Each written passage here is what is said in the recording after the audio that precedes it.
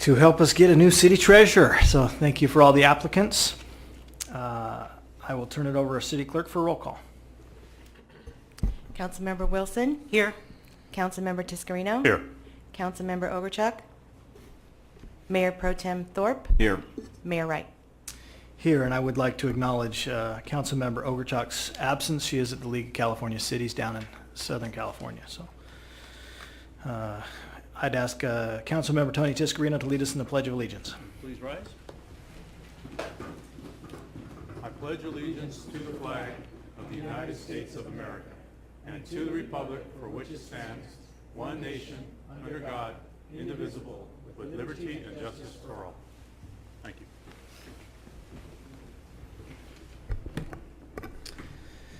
Well, I will turn it over to our city manager. This is for the appointment of an individual to fill the remainder of the vacant city treasurer position. Turn it over to City Manager Ron Bernal. Thank you, Mayor Wright, members of the City Council. This item is, as the mayor stated, to fill a vacant position that was left by our previous treasurer, Donna Connolly, at the end of July. And our city attorney, Derek Cole, will provide some details regarding the process that we'll be going through tonight for the council to hopefully make a decision. Thank you, Mr. Mayor. Members of the council, as the city manager mentioned, there are 3 applicants for the vacant city treasurer position. The council adopted a resolution 2 meetings ago in August that set forth the process for selecting, if it is the pleasure to appoint, a new city treasurer. Each candidate shall have 5 minutes to make a presentation to the city council. They are free to use all of that 5 minutes, but they are not required to use all of that 5 minutes. So that's their opportunity to come up and present to you why they feel they would be the best candidate for the position. The council then has the ability to ask questions of each candidate. The intent is not to apply the 5 minutes to the question and answer, so that, you know, if you want to ask questions and it takes 10 minutes to get through the questions, that's fine. One item, a housekeeping item, actually 2 housekeeping items that aren't mentioned in the staff report. One is that usually when these appointments have gone forward, we have asked the candidates who are not interviewing or not making a presentation to step out of the room. The reason is that we don't want any candidate to gain a perceived advantage, to, you know, hear what the other person said and then hear what the questions are from the council. So that is a suggestion I would make, that when we call each candidate, the candidates can be excused while they're not making their presentation or being questioned. And then once the council has completed its interview process effectively and is going to deliberate, then all candidates can be invited back in. Secondly, we may want to, and I didn't come prepared, but we may want to randomly draw the order so that, you know, we can perhaps I can quickly write on sticky note 1, 2, and 3 and give those to the candidates. They can perhaps meet me up here, and then we can pick the order. So I'll leave it to the mayor to make those calls, but those would be my suggestions. I would agree with the random order, so I would ask you to create the numbers and then ask the candidates to come on up and hand select a number. We will then, I concur with each of the candidates will have the opportunity to be here, and the other candidates be asked to step outside. Each candidate will be given 5 minutes, and then I would say we should hear probably from each of the candidates before questions and then round through questions. So we'll hear from each of the candidates, then we'll go through and do questions with each of the candidates, and we'll do the same thing. We'll ask the other candidates to step outside as we go through that process. So please come on up and take your number.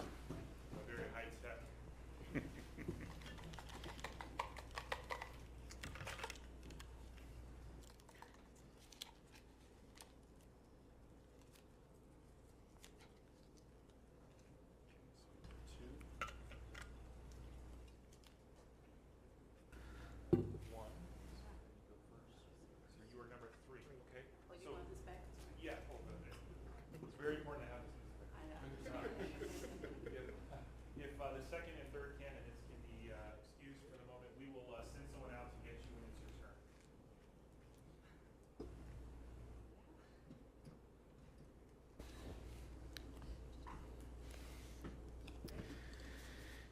Yes, please, candidate number 1.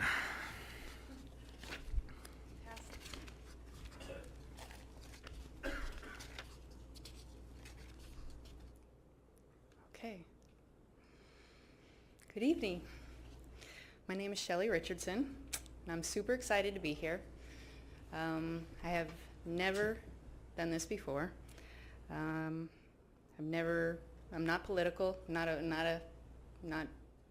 never ever done this before, so I'm a little bit nervous, so please bear with me. A little bit about myself. When I decided to do this, take on these responsibilities, it wasn't because I'm bored. I am a City of Antioch employee, if some of you guys don't know me. I am the payroll specialist for the City of Antioch. I came to the City of Antioch about a year and a half ago, January 3rd, 2017. Prior to that, I was the payroll specialist at East Bay Regional Park District. It was a big decision for me to leave East Bay Regional Park District. It was a fantastic organization. However, the commute was killing me. So when the opportunity came up with the City of Antioch, I jumped on it. They were great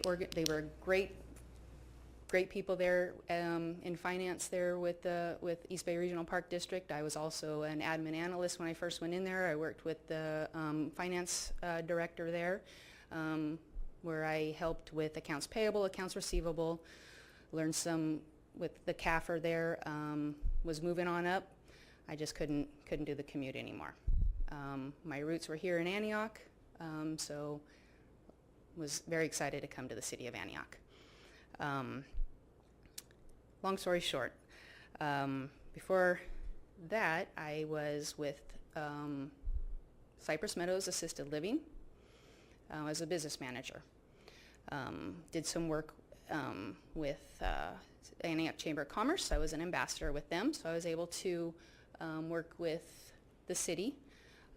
Did some some ribbon cuttings. Absolutely loved working with the public. I was also on the board with Antioch Little League, did a lot of community service, raised 3 kids, brought the kids up with Antioch Little League for 16 years with Antioch Little League. Been very, very involved with Antioch, born and raised here, graduated here, very dedicated. I left here for a little while, ended up coming back just to see what what was out there. Went to Arkansas and Georgia, and then ended up coming back. I also worked at Jet Tax, which is now gone. I don't know if anybody knew of Jet Tax. Was the office manager there, did some tax preparation, did the, for Delta Transmission, Rogers Roofing, I did their books. I did some bookkeeping, did their payroll for both their companies, a lot of other companies here in Antioch while I was with Jet Tax. I worked for a couple of doctor's offices, also within the Antioch, Oakley, Brentwood area. I'm sorry, I'm very nervous. Pardon me? Thank you. I guess I'm just going to wrap it up so that I just don't carry on and make me look bad. I have over 20 years experience in the accounting finance field. I think I'd be an asset to your guys' team. I have a great rapport with finance. I work directly with finance now, as you know. That's all I can say. I hope that you guys pick me. Thank you. All right, if we could have our candidate number 2. Mr. Mayor, perhaps okay. Sorry, never mind.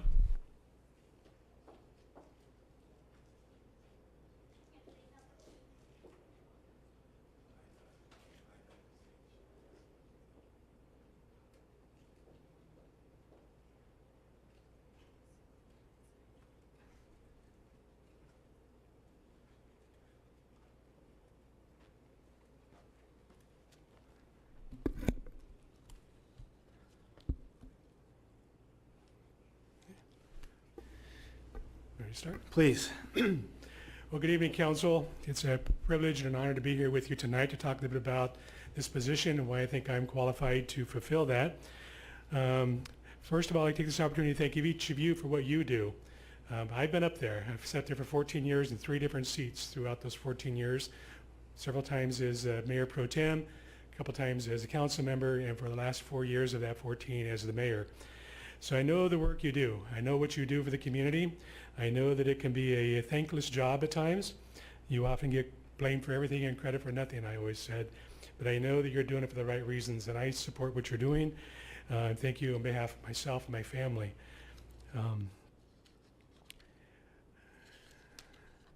As a member of the City Council, I spent many personal hours of my vacation time away from my day job to attend to meetings in Washington, D.C. year after year to lobby for federal monies to improve Highway 4's widening and to bring E-BART to Antioch. I had the pleasure of working with the Esposito family, which I think many of you know.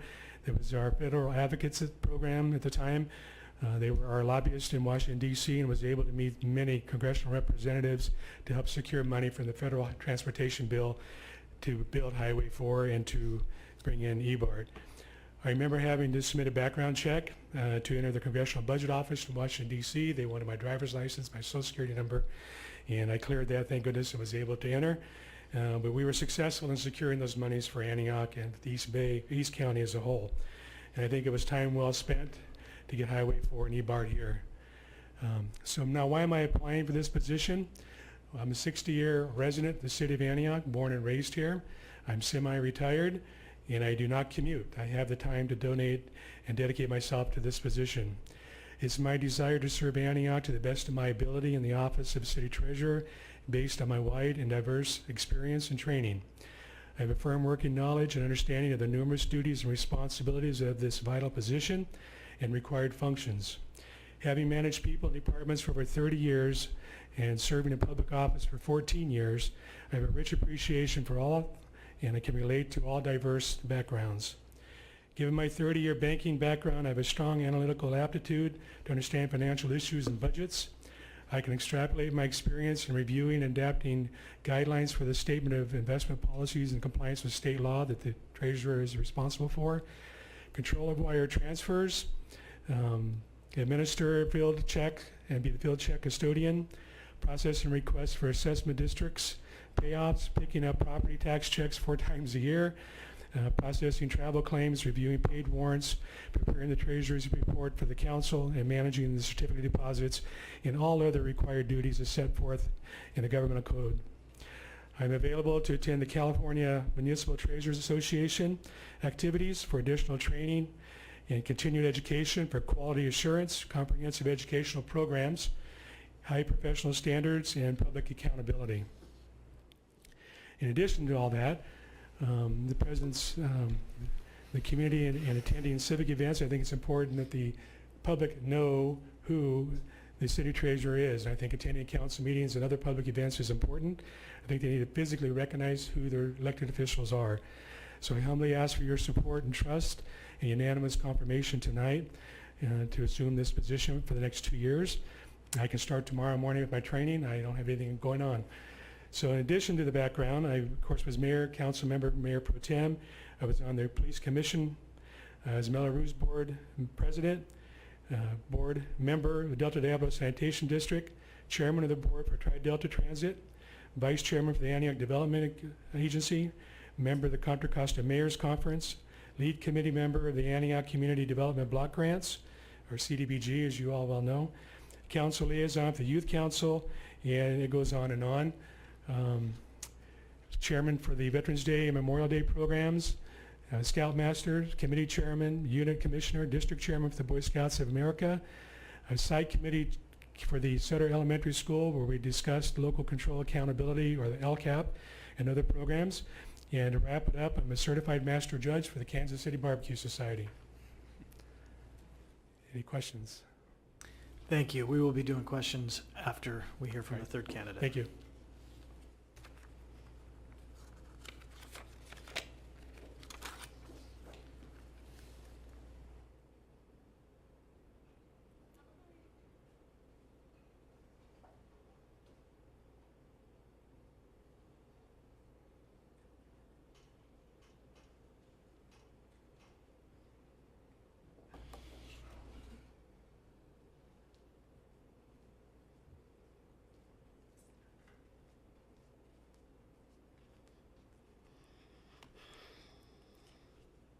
Kim, welcome. Thanks for applying. Thank you, Mayor Wright. Good evening, Honorable Mayor Wright and City Council members, City Manager Cole. I want to thank you for this opportunity to present myself for consideration for the appointment of City Treasurer. I respect and want to thank the council for agreeing to appoint someone to fill this position rather than a special election, a decision that is saving the city over $257,000. Before I begin, I'd like to briefly introduce myself. I'm a 14-year resident and homeowner in Antioch. I'm active in my church, community, and family. As a previous business owner in downtown Antioch, I was also an active member and ambassador for the Chamber. In 2015, my father became ill, and I closed my business so that I could travel back and forth to my hometown of Flint, Michigan, to assist in caring for my dad until he passed in January of this year. I would now like to continue to serve my city, resume attending council meetings regularly, and become active again in the community. As city treasurer, I would be instrumental in ensuring that the city funds are spent responsibly and properly in compliance with all guidelines. I believe with my financial background and knowledge, I would be a good candidate to fill this seat. Amongst other attributes, I have integrity, I'm honest, trustworthy, loyal, dependable, and give 100% in everything I'm involved in. In my career, I have managed upwards to $300 million in assets, managements, and investments in the banking, loan, and insurance industry. My prior knowledge and experience, I feel I would effortlessly be able to adopt guidelines for statement of investment policies to be compliant with state law. As city treasurer, I would fulfill the duties described in the job description, control wire transfers, be the field check custodian, process requests for assessment district 26, 27, and 31 payoffs, pick up property checks 4 times a year in Martinez, process travel warrants, review paid warrants, prepare treasurer's reports, and manage the certificates of deposit. I strongly support the city's decision to place a quality of life tax measurement on the ballot in November that would improve the quality of life for all Antioch residents. In addition, as city treasurer, I would be reviewing the travel claims and expenses. I feel that by not having or being previously associated with the city in any capacity, nor do I work with anyone that would have any decision-making process in regards to my regular employment, on or off, with this position or not, I feel that I'm offering a bright new perspective to the city and in this position. I'd like to thank you for your time and consideration. I am not a politician. Thank you. All right, if you would step out, we are going to go back through and now ask questions. So we'll bring candidate 1 back in.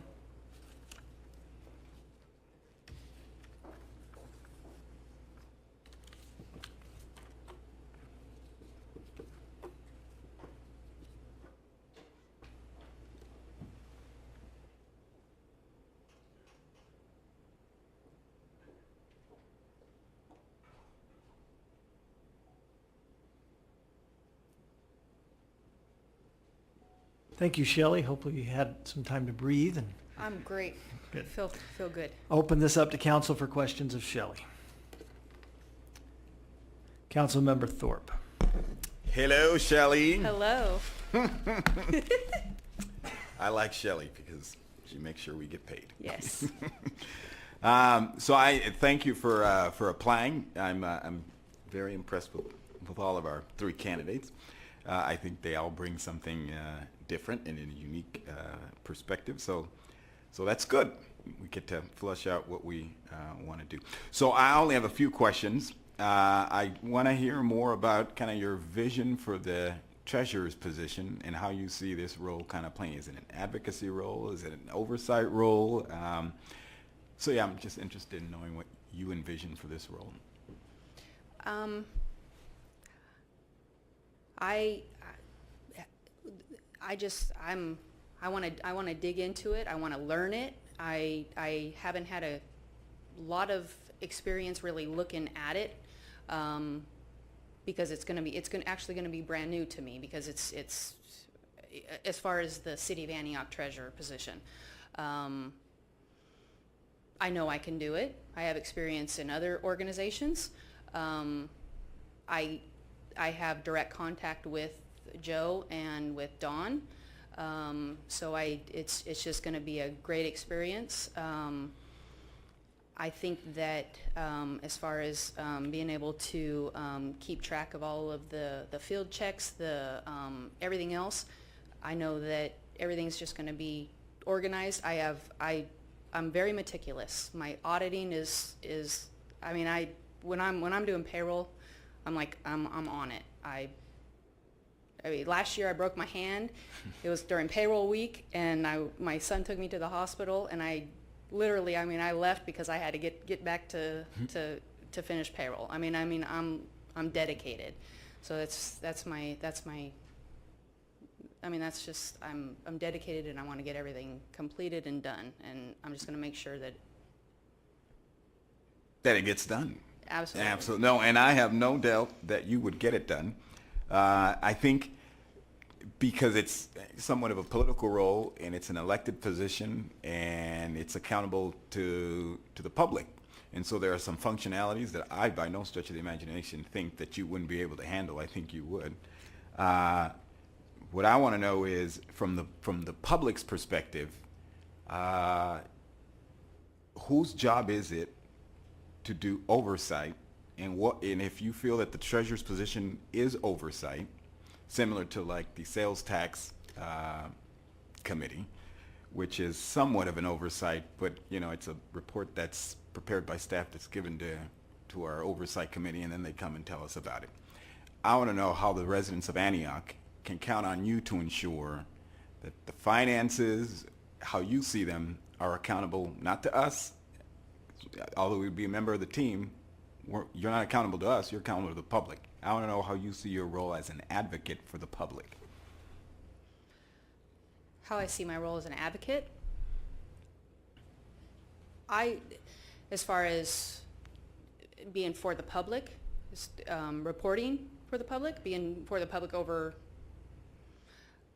I mean, everything is, it's public record, right? Is that what you mean? Or Right. But so as an example, I get questions about Measure O a lot. Mm-hmm. Where are we with Measure O? And I sometimes the question frustrates me because I'm like, well, that's what. Although I think I'm responsible for it as well, we have a city treasurer who also is responsible, I think, for making sure that we're collecting Measure O money, mm-hmm. and that the public then knows about it as well. Mm-hmm. Because you're the independent overseer of the city's coffers at the end of the day. Mm-hmm. Right. So that's. I was just asking in terms of how you saw your role, and I agree. There's transparency, but as a public official, I think there's still a responsibility to the public, and I was just trying to get an understanding of how you thought of that, or if you even saw the role. There's no right or wrong answer, or if you even saw the role saw your position as treasurer having that component. Honestly, I would have to. I would honestly have to. I don't know. I mean, I guess I would have to know. I don't honestly know, actually. No, and that's a fair question. I don't think we have we haven't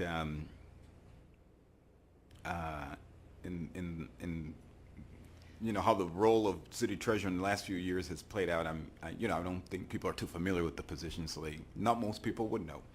So, yeah. But it is something for all of us to think about. In that same vein, how do you see your role in relation to this council? Is it when you say, I want to be part of the team, is it, I want to be part of the team and expect you to give me direction, or is it, I'm part of the team, but I'm an equal player as an elected official, and sometimes we're not going to agree? Right. See, and that's because I think that in the past the treasurer had sat back a lot. I think that I can be a part of the team as I honestly don't want to step on anybody's toes. I'm here as much as you would like for me to be here. I can be as involved as you would like for me to be involved. I am very hands-on.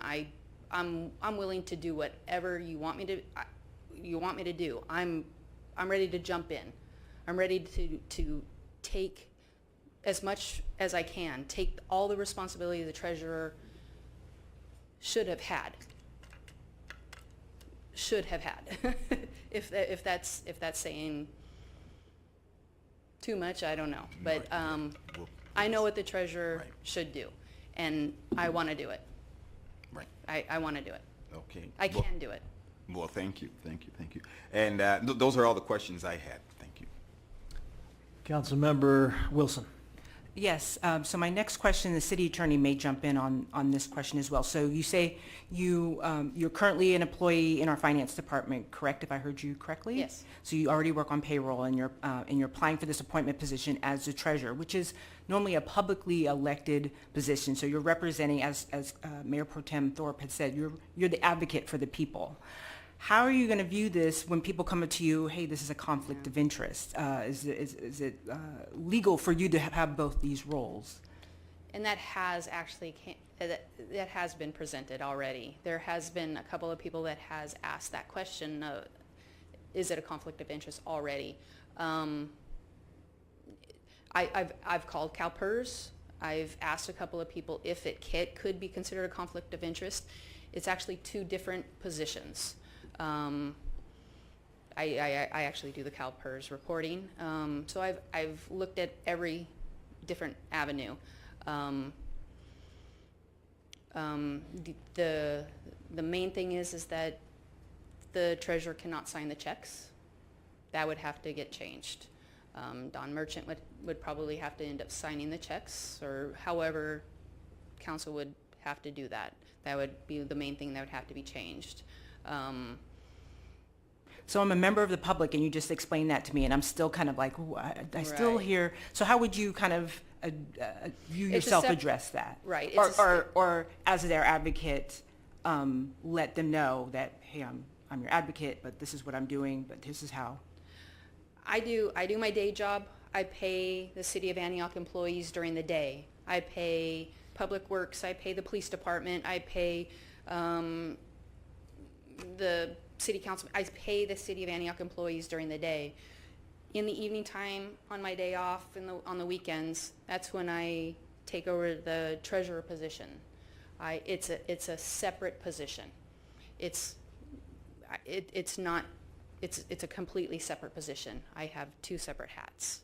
So you're gonna have to, because the public's not gonna, there's gonna be that line being Right. blurred, and also you're gonna know, as you know, as we said earlier, this is an elected position. You're here to serve the people. So sometimes you may have to take off your employee hat and be the treasurer in the middle of the day.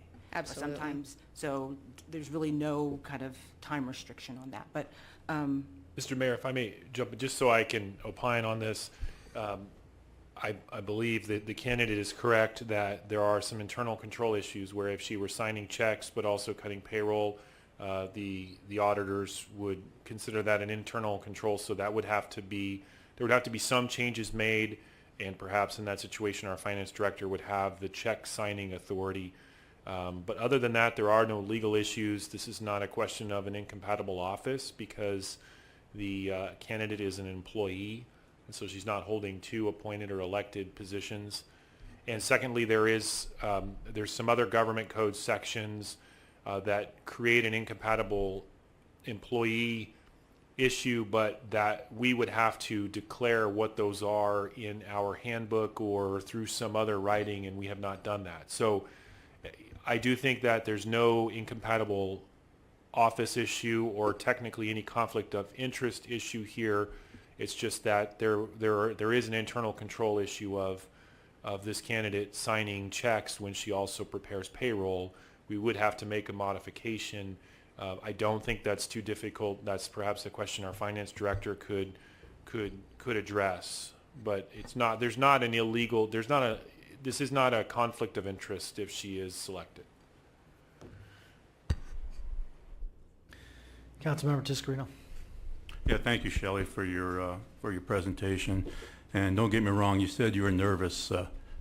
I went through this process 6 years ago. I wasn't nervous, and you did a lot better job than I did. So, keep that in mind. You're a very good public speaker. I believe that you're very qualified. for the circumstances that the jobs that you perform here for the city of Antioch. But I do have some concerns that was presented. Perception to the position as an employee and representing, and now hearing that that there's a possibility that the guidelines may have to be changed just to suit your position, and so that kind of concerns me a little bit.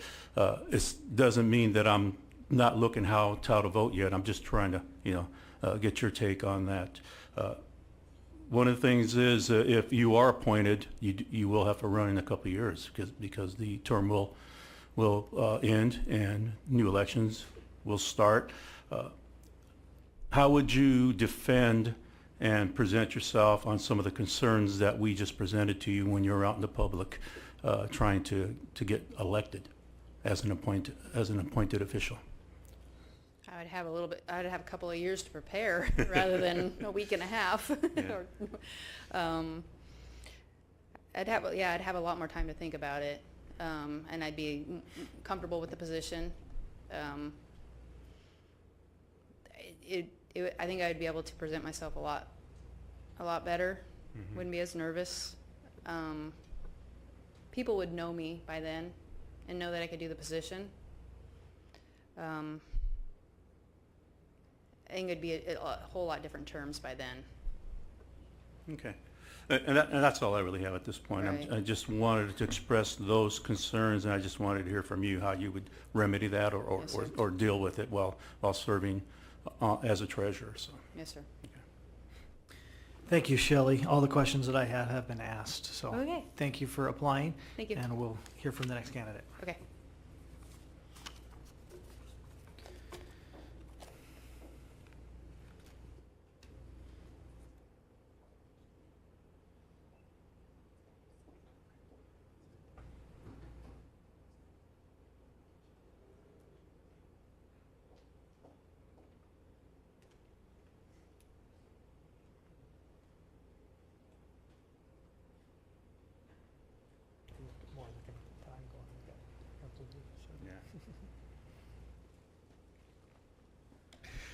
Jim, thank you for coming back. We have some questions for you. I'll open it up to council. Councilmember Thorpe.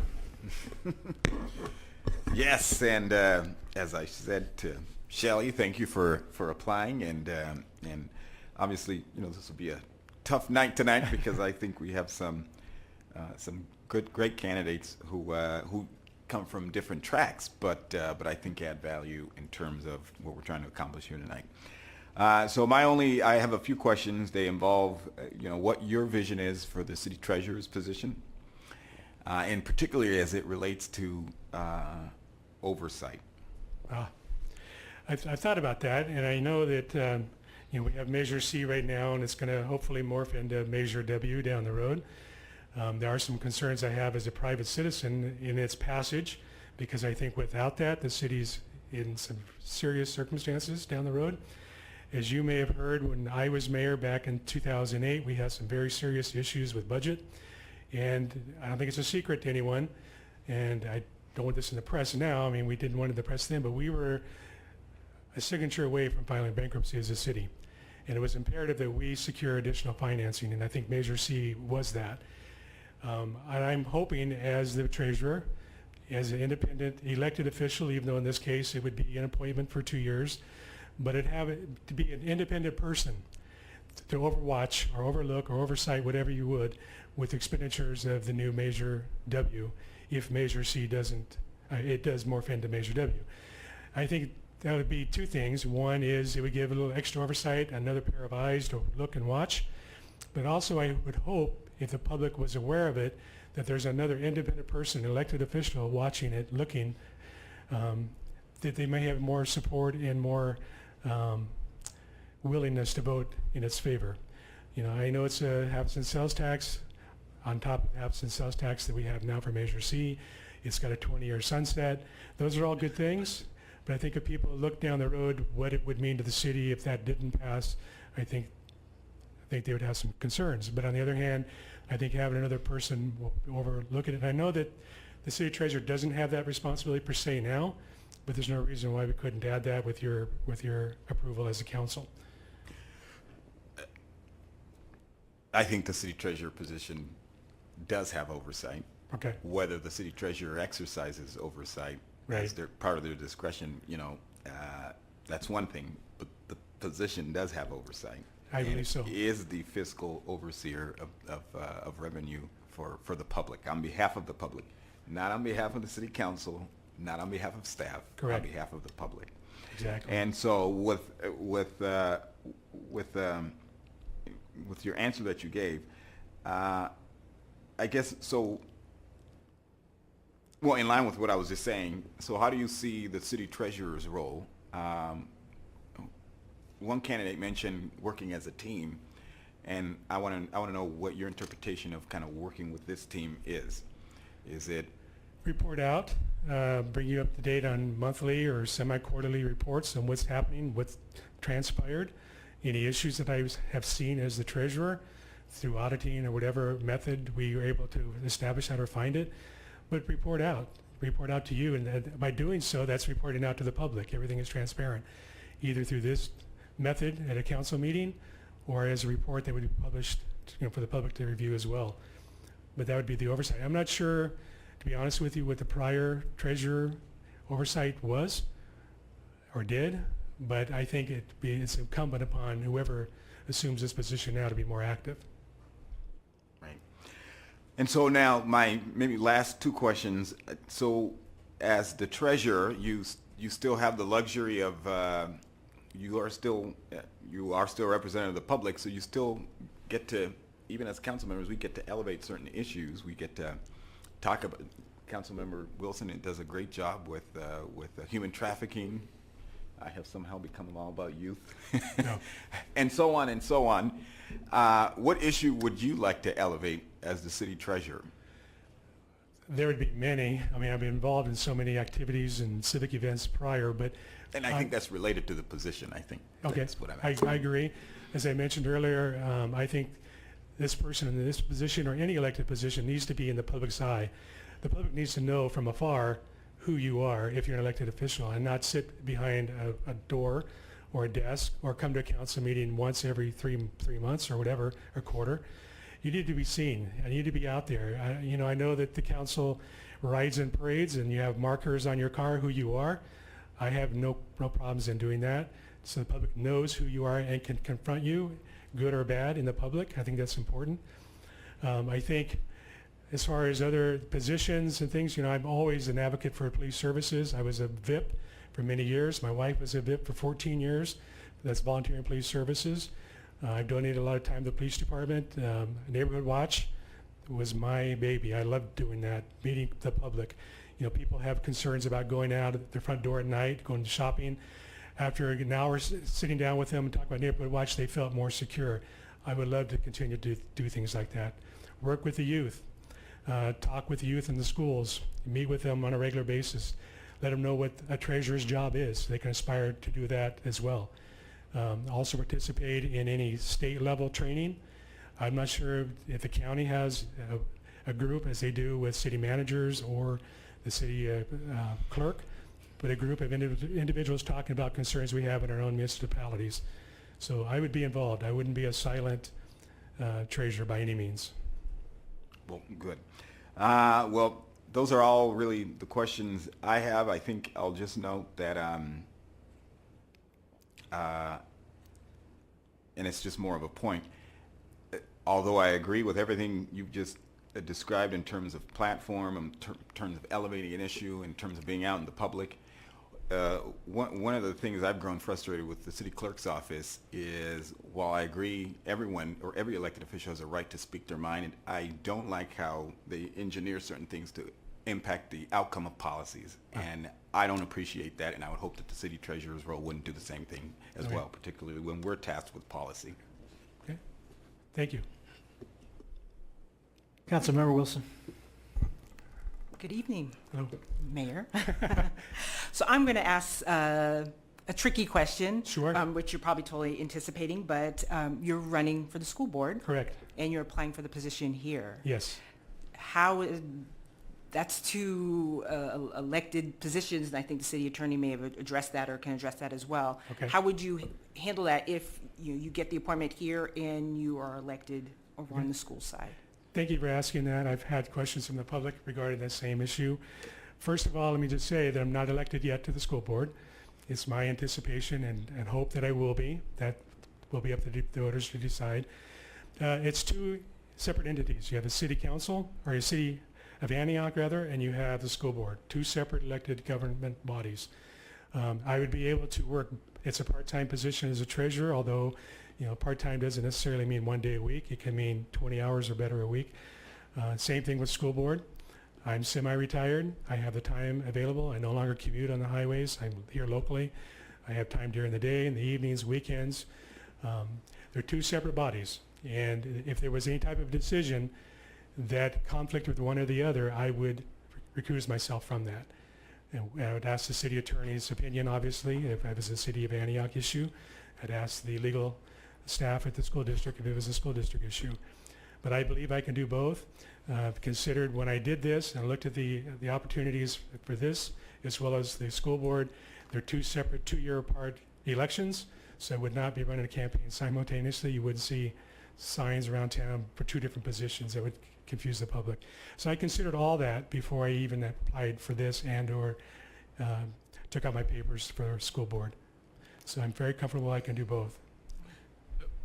Mr. Mayor, members of the council, if I can weigh in on that. So there is theoretically a incompatible office problem under Government Code Section 1099. That's the statute that governs incompatible offices. Number one, as city attorney, I can't advise any candidate. I can only advise the city. And so if a person is found to have occupied incompatible offices, they would forfeit one of their offices, and ultimately they have to make the decision on their own. What I can say is that we did take a look at what interaction, if any, there would be between the school district and the city.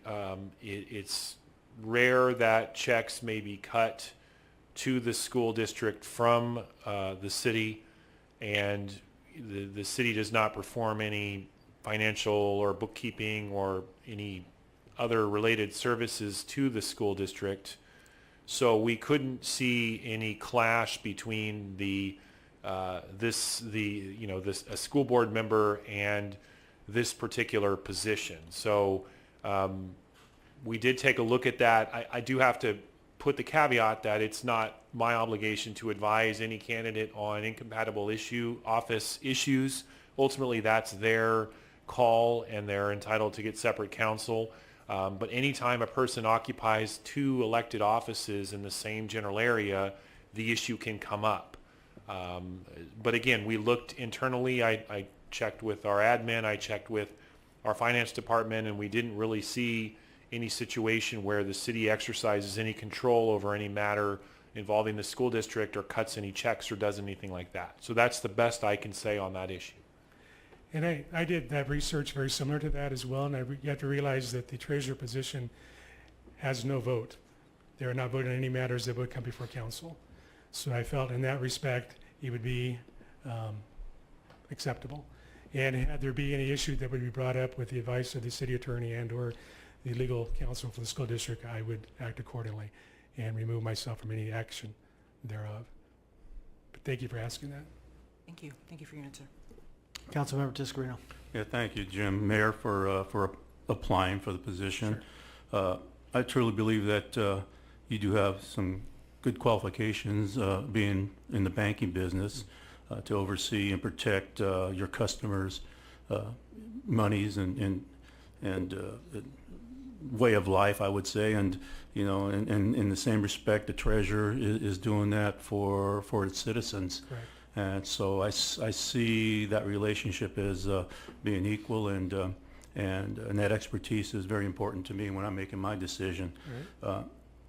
I am a little concerned, though. It was brought up, and I think we had that discussion as well. As you're running for a school board, and you're also looking at the appointment here, in which you're going to probably have, if appointed, would have to run again in 2 more years.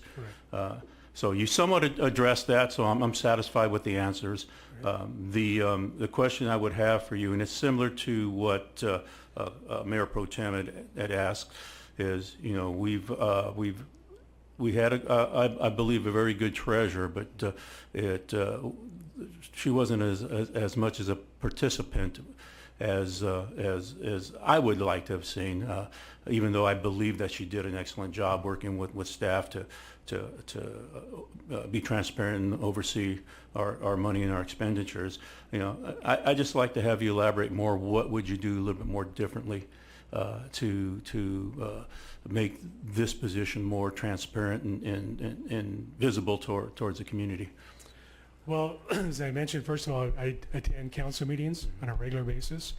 Yeah, you'd see me sit in the back at every council meeting. Reports about what I'm doing, just updates, whether they're required reports or not. I think it would be to my advantage and to the advantage of the citizens to see what the treasurer has done for the month, a monthly report. Updated what I did, where I, you know, who I may have talked to, whatever I've done for the month, just so you know, as a council member, what the city treasurer is doing. Participating in community events, make myself available to speak at any, you know, nonprofit organizations, to tell them explain what the city treasurer's responsibilities are. Attend the California training with the Municipal Treasurers Association to learn better practices, what other cities are doing, how are they reporting out to their councils and their citizens as well. But to become an active member, it wouldn't be a simple, you know, 9 to 5 one day a week or half a day one day a week. You would see a lot of me, and you would see me as an active person in the community and not necessarily advocating for one item or another. You know, I'd have my personal opinion as a citizen, of course, and my right to vote, but it would be towards the betterment of the city would be, and how I can help the city as a whole. But you would see me involved and participating. Okay. I don't have any other further questions. Thank you. Thank you. Thank you. For sake of time, Sure. I'm going to go ahead and hold off. All my questions have been answered, so thank you. All right. Thank you. We will go to candidate number 3.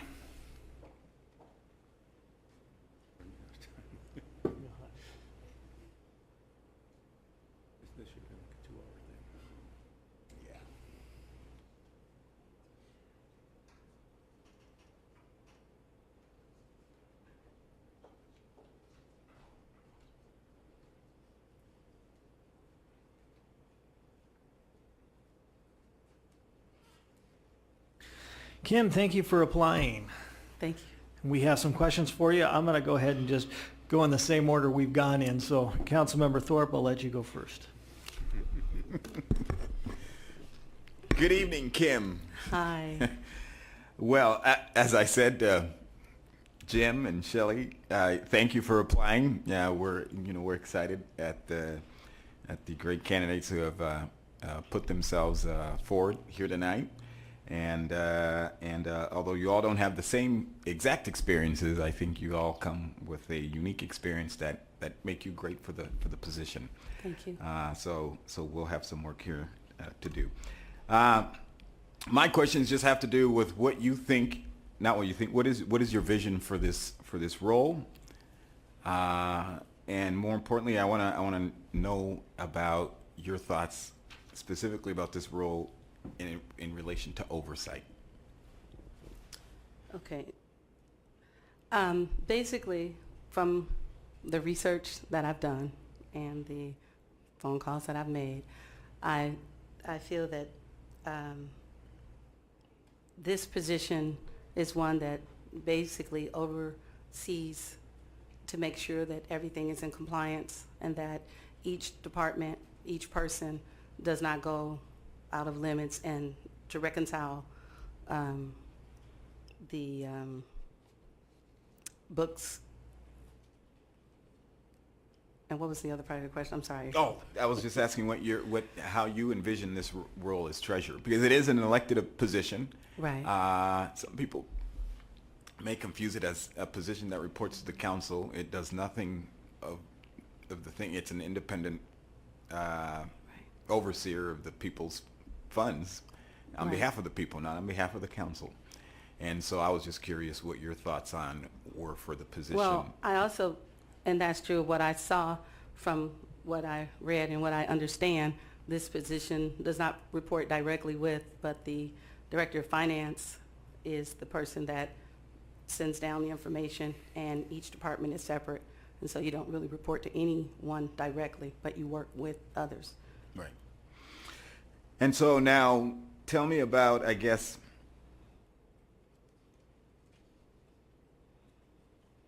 tell me about one of the privileges we have as elected officials, and this is, although you would be appointed, it's an elected position, and again, you're accountable to the public.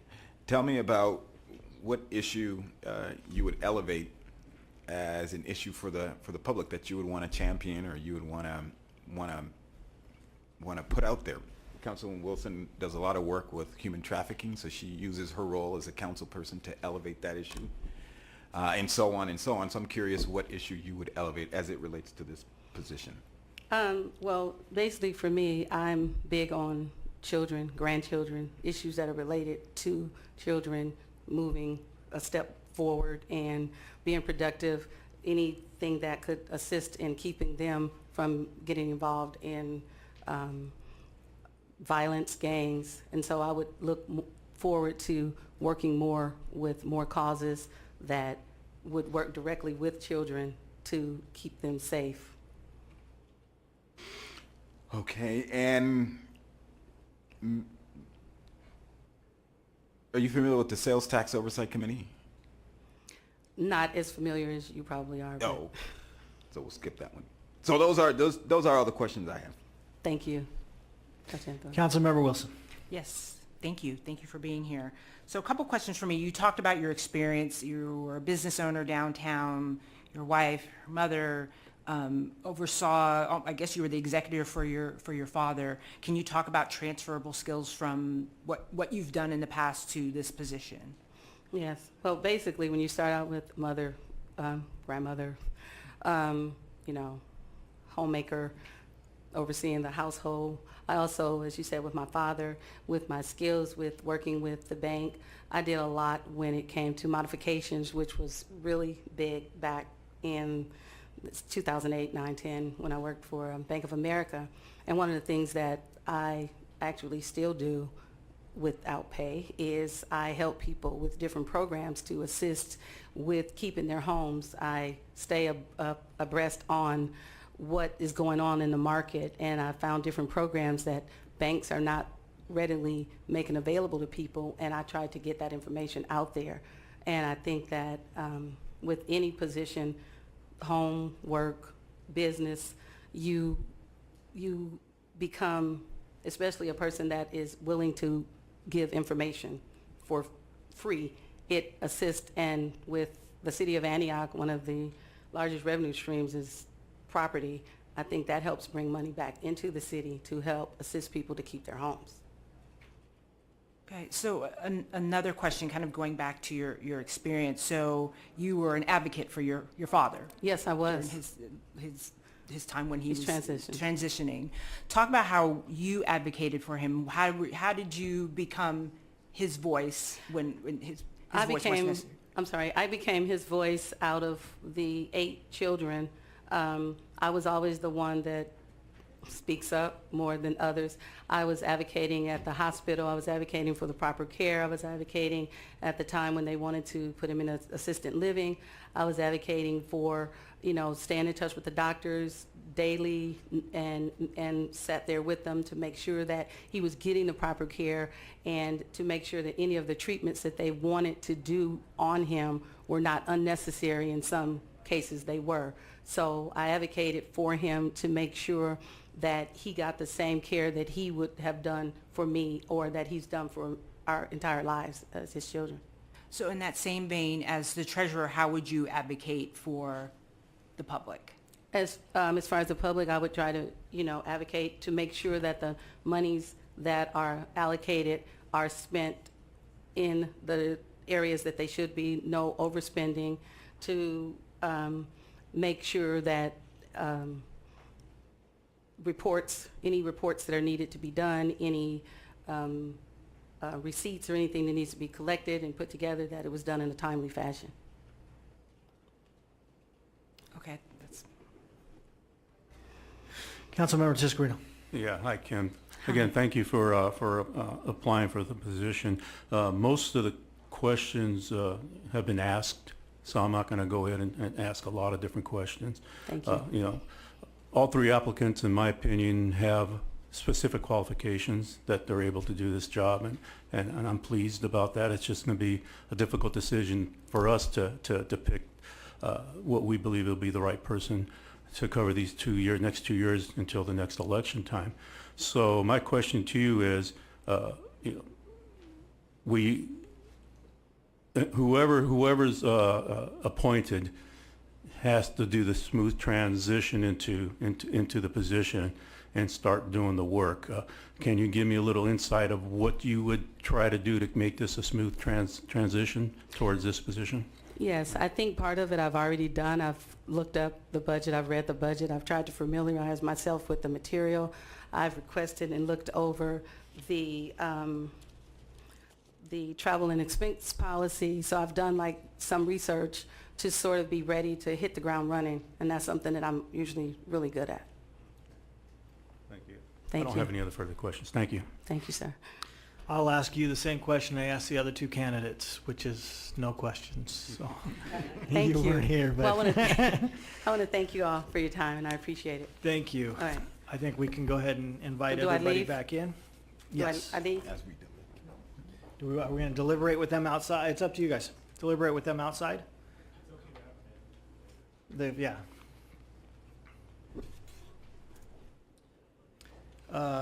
We have one comment to be read. Is it to be read? Comment from Lauren Posada. As a coworker of Shelley Richardson's, I am writing to you in support of Ms. Richardson and her desire to become the city treasurer. When I first found out about her inquiry, my question to Shelley was, how would you be able to complete the task with your busy schedule? Her answer was honorable. She is dedicated enough to work for her full-time job and would be coming in on her scheduled day off or staying late to ensure the job is done. I've worked with Shelley for over a year now, and I can testify that Shelley is a great asset to the city, and I know she would do an outstanding job as our treasurer. She is honest, hardworking, diligent, organized, consistent, smart, and a great problem solver. I highly recommend Shelley Richardson as Antioch's city treasurer. Please feel free to contact me if you have any additional questions. Thank you. All right, this item is now before council. I would ask for any comments or deliberations. I guess I'll go first again. Councilmember Thorpe. Again, I think all the candidates, you know, bring a unique background that clearly allows them to be, or that clearly qualifies them to be our city treasurer. I only know two concerns. I only have two concerns, and the first one is the idea of serving on, if former Mayor Davis gets elected to the school board, serving in those two capacities. I do have a concern about that because I just don't think that looks good. And the second concern is the same with Shelley, which is she works for the city. And I understand the legalese and that there isn't a conflict there. I get that. It's just as we have to abide by the Brown Act, and we don't always abide by the Brown Act in that we go beyond it and look out for perception. And I think that standard needs to apply to these candidates. So those are my only two concerns. Beyond that, I think all of them would make excellent city treasurers. I think Jim Davis brings a uniqueness. I mean, now that I'm here and now that I've been here, I know the tough choices you had to make as mayor. It's easy to sit at the peanut gallery and say, you're not doing this right, you're not doing this, but now I know the tough choices you had to make as mayor. And the fact of the matter is when you look at all the other cities and that did go bankrupt, it's because they weren't willing to make tough choices fiscally. And you were, and so, you know, I think that's why you would make an outstanding city treasurer. But that perception piece is just one that concerns me, and we can talk about it, and maybe by the end of that I'll be swayed differently. But but those are my only two concerns. And Shelley, it's not because I don't think you can do the job. That's my only concern, not having to do with you, just that predicament that you're in of being an employee and being our city treasurer. Councilmember Tiscarino. Yeah, thank you. And Mayor Pro Tem, I do share those concerns as well, but from a different point of view. One, I think, may be a little bit more conflicted than the other because one is a city employee. And even though our city attorney is stating that there is not really a conflict of interest, it's still be difficult to present that to a public if you're running for an election. Mr. Davis has a right to run, and I understand that. So that's something that if it's some sort of conflict, and that's something that possibly, we as a council may have to deal with as well. But my reasoning for looking at a specific candidate to fulfill this position is somebody that can come in and do the job, has the experience, has the knowledge of our city, and we have a couple of lifelong residents that qualify for that, but one concern outweighs the other as far as I'm concerned. And Kim is, I believe, is very qualified as well, but I don't know in my mind if via her answers to questions that she's prepared to do the job at hand, which really, if you think about it, has to start the day that whoever's appointed has to start from day one and start performing their tasks. So all three, again, it's very difficult, but I think I'm gonna make my voting decision based on, and this is taking your partisan hat off and throwing it to the backside over here, but I'm gonna go with an individual I think that can start from day one, get on the ground, get going, and have the experience to perform the job. So I think you kind of know where I'm going at with that respect. So. Councilmember Wilson. Again, thank you all three for applying for this position and stepping up. I mean, you're true public servants for stepping up to this position. And as former Mayor Davis had said, people criticize you but won't congratulate you on a job well done.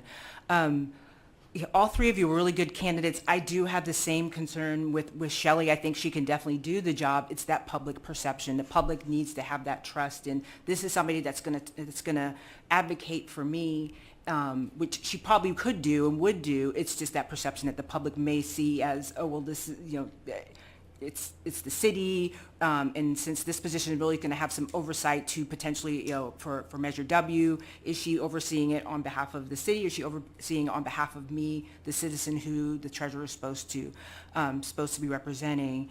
Kim, I love that you applied for the position. I think you would do a good job. I think there's, like Councilmember Tiscarino said, we really need somebody that's going to hit the ground running in this position, and be ready to go. And Mayor Davis, you gave some great answers as where you want to see this position going and how it can not necessarily work with council, but how you can advocate better for our citizens and get the information out there and be able to be their voice as the treasurer. So I think I've pretty much made up my mind too.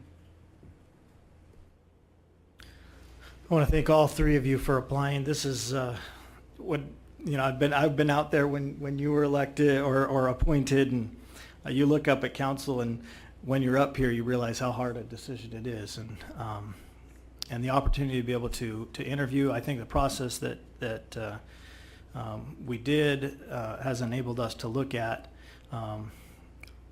And looking at these, we have the opportunity to have an appointee who can hit the ground running, who has been looked at these finances during the darkest times of our city, who has spent countless hours at this dais looking at these budgets and would be able to really be an advocate for our community. And so I want to thank everybody for applying, but I think that's the conclusion I've come to as well. Do we have a motion? Mr. Mayor. Councilmember Tiscarino. I'd like to go ahead and make a motion to appoint Jim Davis to the city treasurer. We have a motion. Do we have a second? I'll second. A motion by Councilmember Tiscarino, a second by Councilmember Wilson. Any discussion? May I ask that I would recommend that the motion be amended to recommend that the city council adopt a resolution appointing the successful applicant as treasurer, just because there is a resolution. We would like to have that reflect the official appointment of the council member, or the new treasurer. Do the motioners accept the amendment? I accept. Accept. Do we have a second? I accept. We have a new motion by Councilmember Tiscarino and a second by Councilmember Wilson. Any discussion? I'll only note that while I will support the pleasure of the council, I just hope, Jim, that you rethink the school board thing, because I don't think it looks good in terms of how people perceive that the same people serve in two offices, or that we're recycling the same political people over and over. I think, but I mean, that's your decision.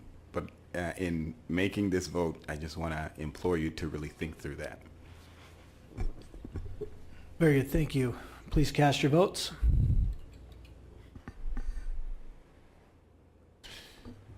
There are 4 affirmative votes. Mr. Mayor, I believe the acting city clerk is prepared to swear in Mr. Davis. Is that correct? Or You have it. I believe so. And just so everybody knows that this was not a foregone conclusion, we have, all of you have certificates that were made to be signed should you have been selected. So let me go through and... Make sure you get the right one, huh? Yeah. So I am supposed to sign these, and then, Jim, we will have you sworn in.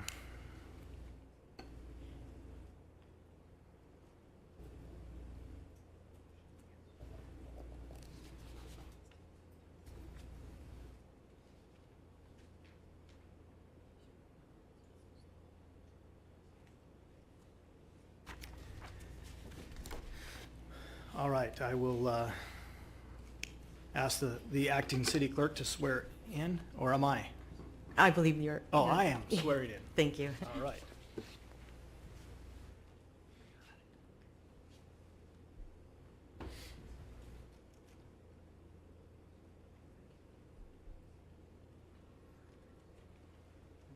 Jim, thank you. All right, would you please raise your right hand and repeat after me? I, James D. Davis, I, James D. Davis, do solemnly swear Do or s- affirm do solemnly swear or affirm that I will support and defend the Constitution of the United States that I will defend and support the Constitution of the United States and the Constitution of the State of California and the Constitution of the State of California against all enemies, foreign and domestic, against all enemies, foreign and domestic, that I will bear true faith and allegiance that I'll bear truth, faith, and allegiance to the Constitution of the United States to the Constitution of the United States and the Constitution of the State of California, and the Constitution of the State of California, that I take this obligation freely I take this obligation freely without any mental reservations without any mental reservations or purpose of evasion, or purpose of evasion, and that I will well and faithfully that I will well and faithfully discharge the duties as city treasurer discharge the duties of city treasurer upon which I'm about to enter. upon which I'm about to enter. Thank you. Thank Do we you. Mr. have Mayor? another blue pen?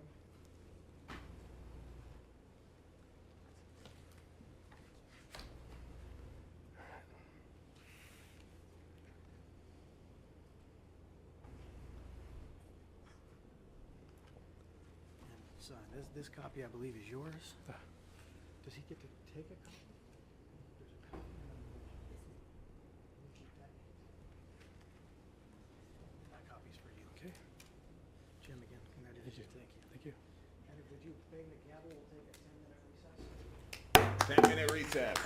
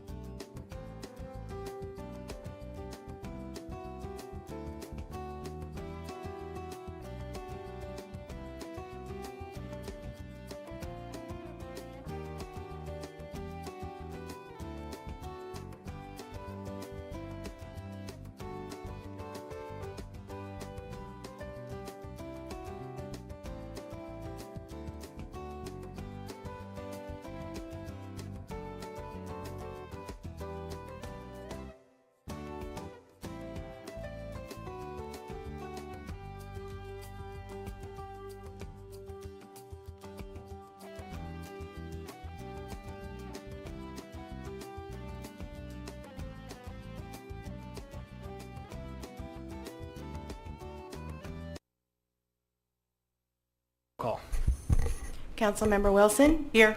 Councilmember Tiscarino? Here. Councilmember Ogerchuk?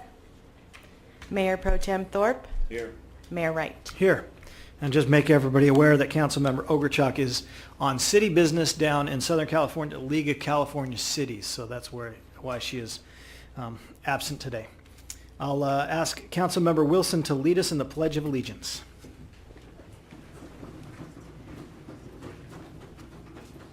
Ready, begin. I pledge allegiance to the flag of the United States of America and to the republic for which it stands, one nation, under God, indivisible, with liberty and justice for all.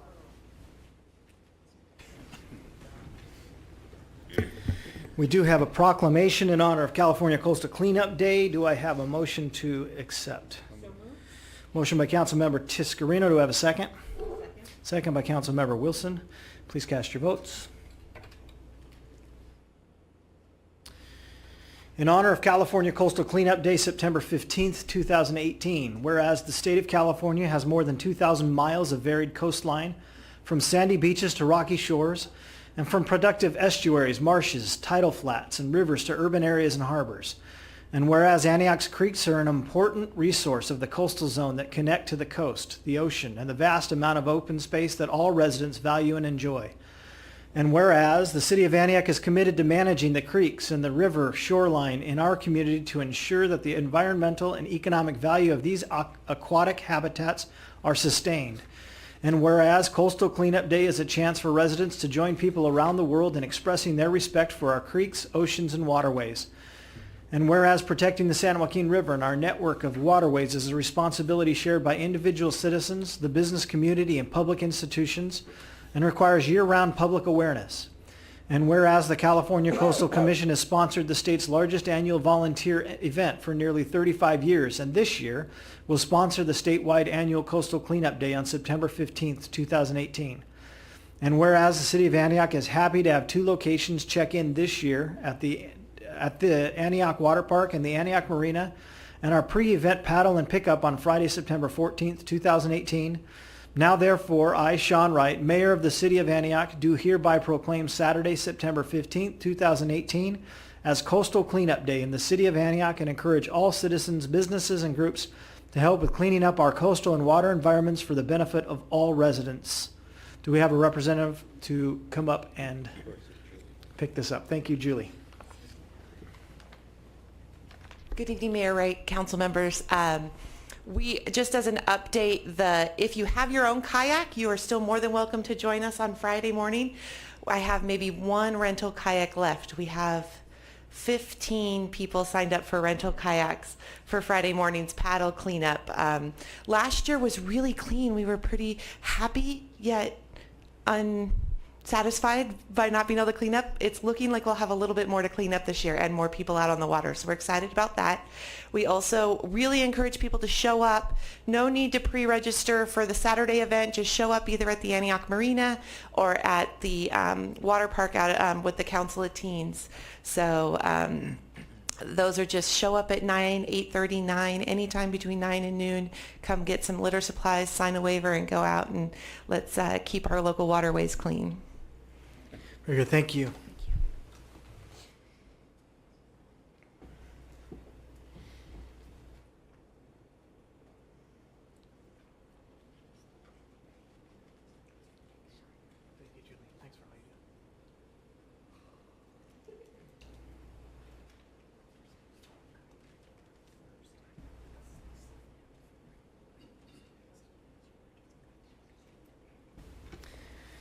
Moving on to announcements of civic and community events. Tara Mendez.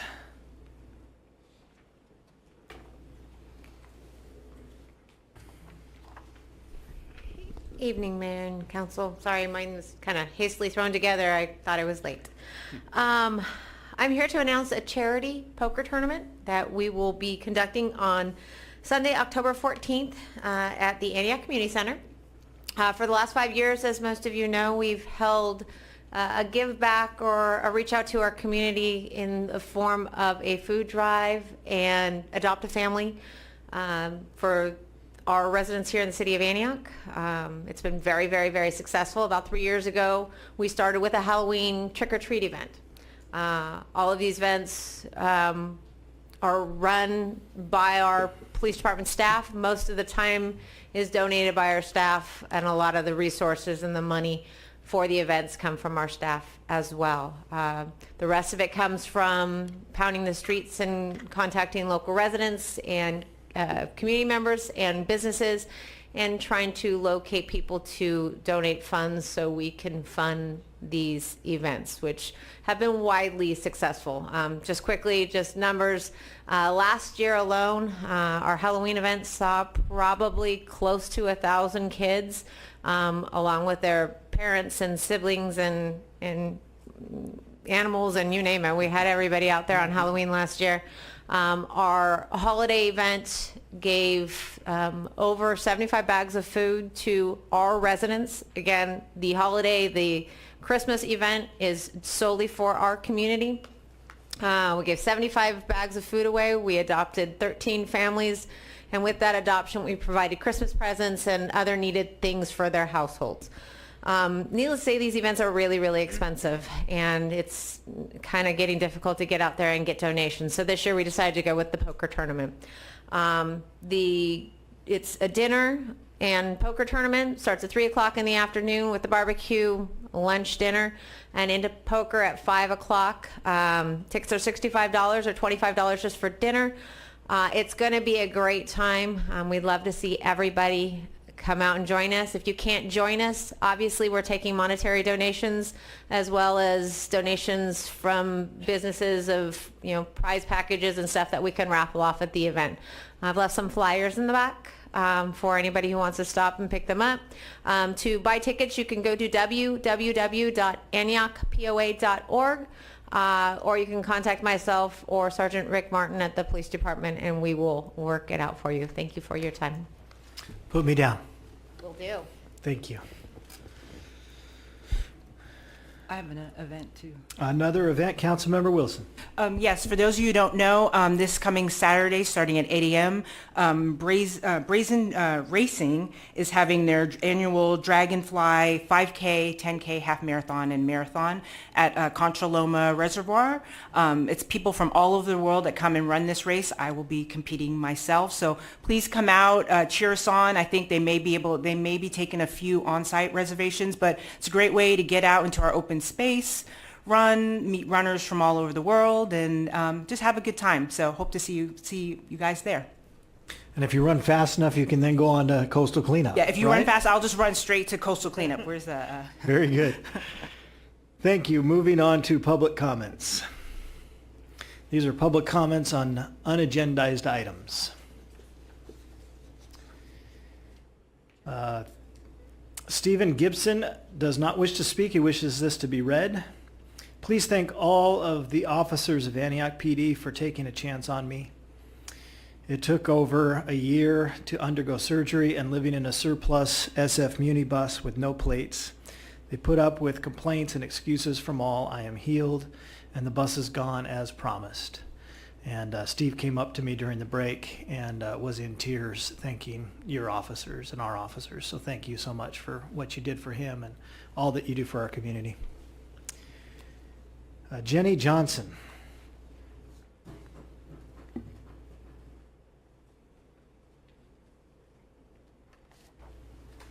Hello, my name is Jenny Johnson. I'm the Center Director for Antioch Delta First 5. We're right across the street at 300 H Street, and I'm here tonight to announce a grand opening event that we're having for our First 5 Center on September 29th. We start at 10 a.m., we go till 3. The event is aimed at families with children 0 to 5. We're going to have community resources. About 21 of our community partners will be there tabling and providing resource information. And then we're also going to have lots of fun activities for kiddos, face painting and a tumbling activity, some braids, and a meal. So please come on over if you know children, families with children 0 to 5, please come on over. But if you are also just interested in our work or meeting some of the folks in our network, the folks who are coming together to really focus on uplifting families, particularly low-income families with children 0 to 5. Come on over and meet the staff. We would love to have you. I will leave flyers for the event right up on the tables back there, and I will also leave a flyer for our first 5 centers out there. Thank you. Thank you. City Council Committee reports. We will start with Councilmember Wilson. None of my committees met. Councilmember Thorpe. None of my committees have met. Councilmember Tiscarino. I can stay consistent with that.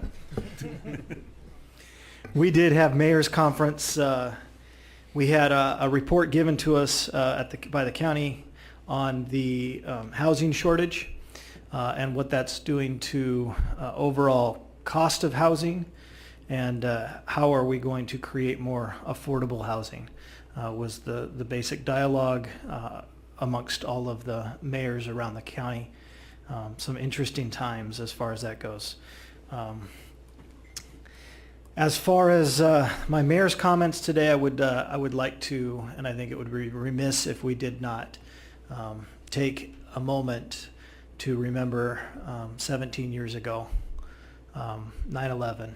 We happened to have city council meeting today on 9/11 this year, but 3,000 people lost their lives. Sworn officers, firefighters, citizens, moms, dads, brothers and sisters, the day our world changed. And I would like to take a moment of silence to remember those fallen ones and those who rushed in to save who lived, who are now suffering because of the fumes and the smoke that they inhaled. So if we could, we'll take 30 seconds of silence.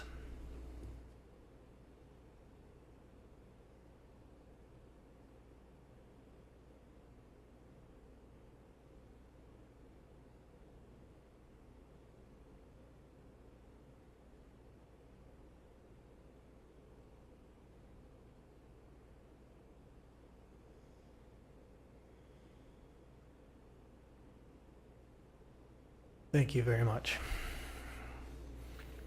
It just blows me away. I've got a 10-year-old daughter who has no idea what took place or what's going on. So, moving on to presentations. Before our Family Justice Center presentation by Susan Kim, we have a representative from Diane Burgess's office. Don Morrow is here and would like to talk just briefly about the Family Justice Center. Thank you, Mayor. I have some stuff for you, Kitty.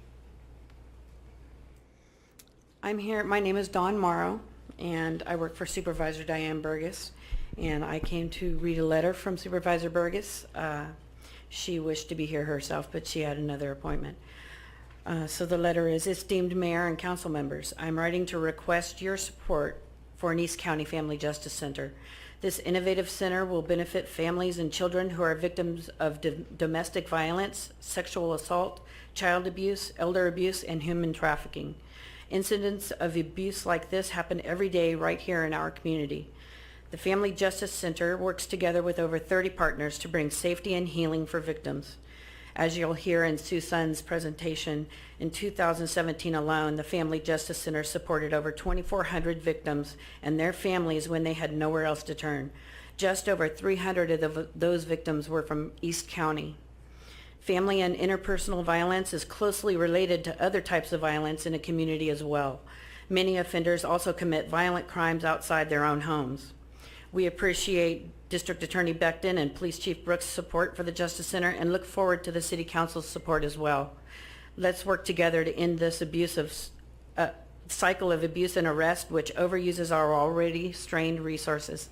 Thank you. Thank you. And we do have a presentation by Susan Kim. Invite her up to give a presentation on the Family Justice Center.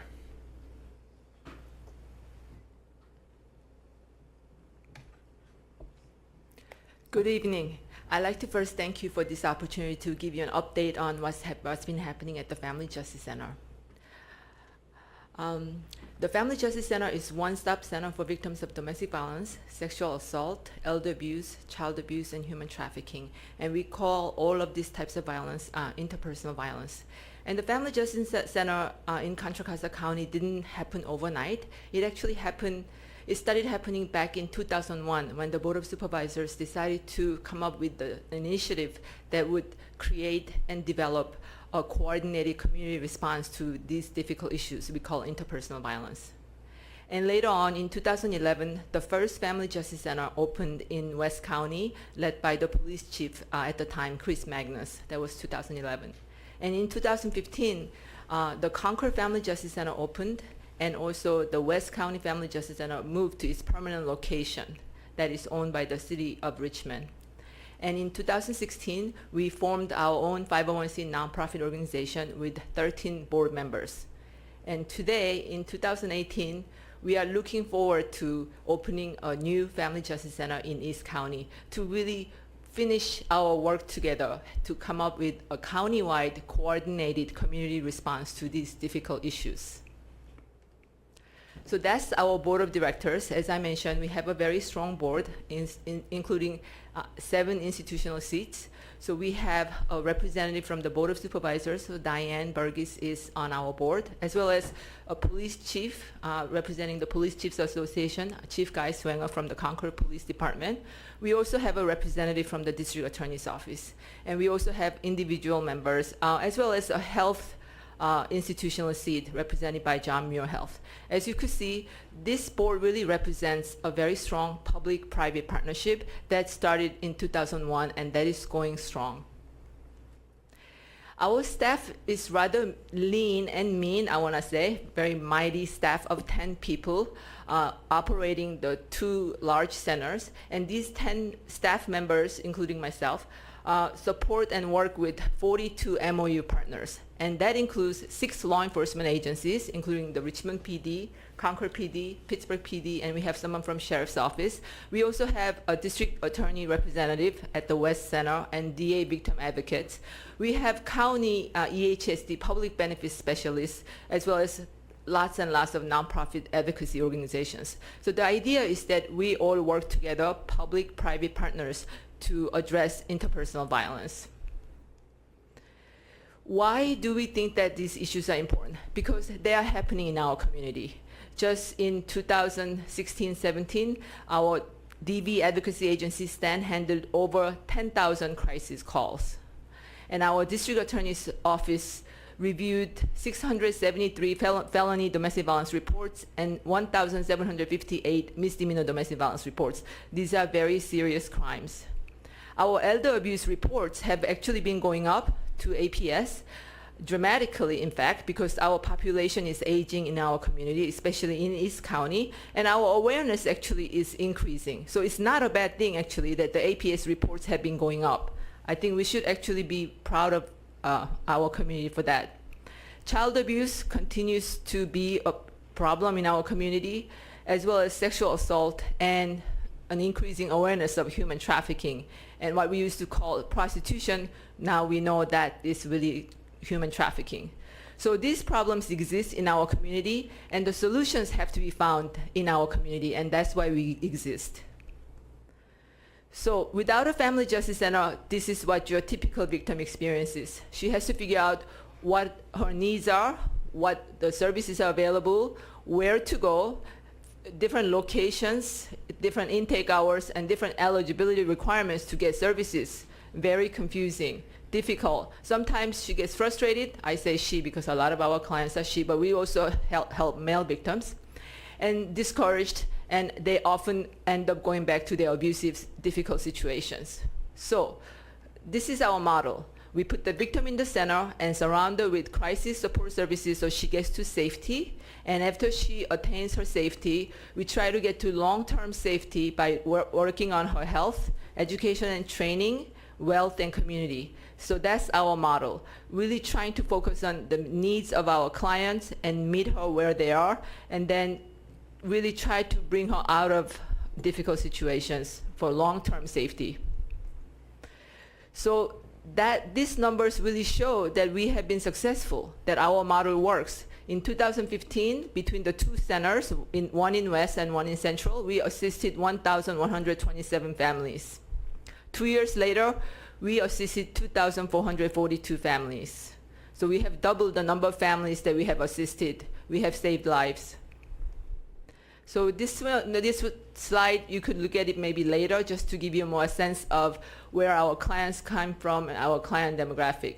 But I want to share with you where they lived in 2017.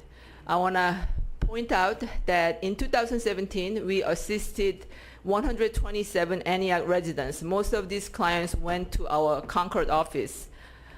We also assisted quite a few people from East County.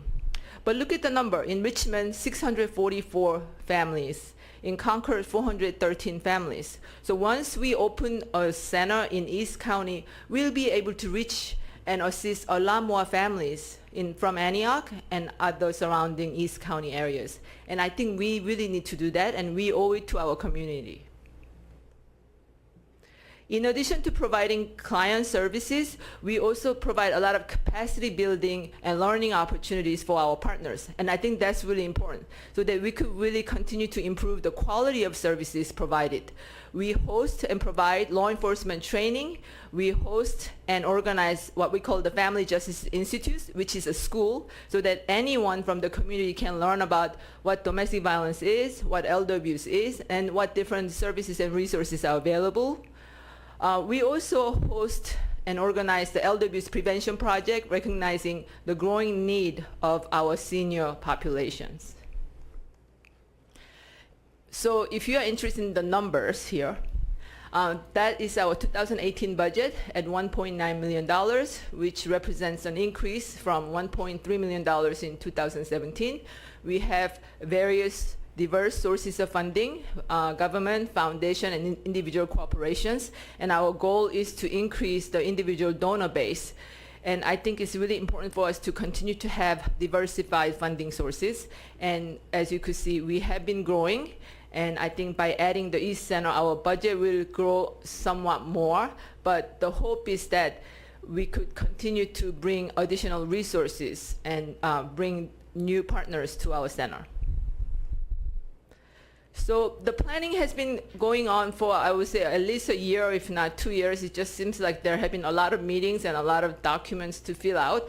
But we are almost there. We have the community from East County have agreed to really focus on opening a center in Antioch. And we have located a site, and we are in final stage of lease negotiation. And the nice thing about the East County vision is that unlike the West Center and Central Center that were city-driven, in East County we really have a regional approach, and we have presented to the Oakley City Council, Brentwood City Council, and now we're going to go to Pittsburgh City Council to make really the regional vision possible. So instead of just one city-driven process, we would like to have really regional approach to this East County Center. And Antioch seems to be really a good location for it. We are asking each city to consider financial support for the center, as well as co-location of law enforcement staff. Because by really having this center here, a lot of calls that your police department will be receiving should really be directed to community resources. Because sometimes people call 911 without really understanding what that means or that really that's what they need. They should really be calling community-based resources, and the Family Justice Center can actually help unburden some of the calls that your police department will have to help. Also, I think it's really nice, what we have found is to have co-located law enforcement staff working with community partner agencies so that they develop really strong working relationships. So co-location of law enforcement staff is really important, and your police chief has been supportive of this idea. We also want to have co-located staff from Oakley, Pittsburgh, and the sheriff's office as well. And we want to continue to look for other partnership opportunities with the city's programs and other resources within Antioch and East County. So that's my brief presentation, and if you have any questions, I'll be happy to answer them. Thank you. Any questions from council? Councilmember Tiscarino. Yeah. Thank you very much for your presentation. I think as a council and as a community, we are very supportive. I think that East County hasn't had the representation that we feel we should have. And it's nice that we're going to be able to see a facility come to the East County, particularly in Antioch. So the presentation was great, but I didn't hear one thing that I was interested in hearing. What is it? When and where and when's the grand opening?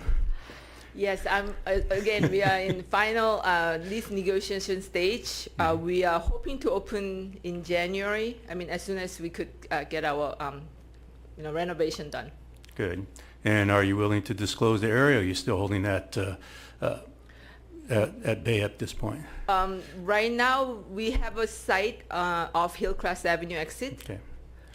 But we still have to finish our lease negotiation. Yeah, excellent. Yeah, we did know about the location. I didn't know if you had finalized it or not. And it's nice to hear that you have a target date, and we're looking forward to seeing this thing open. So thank you again for your presentation. Thank you.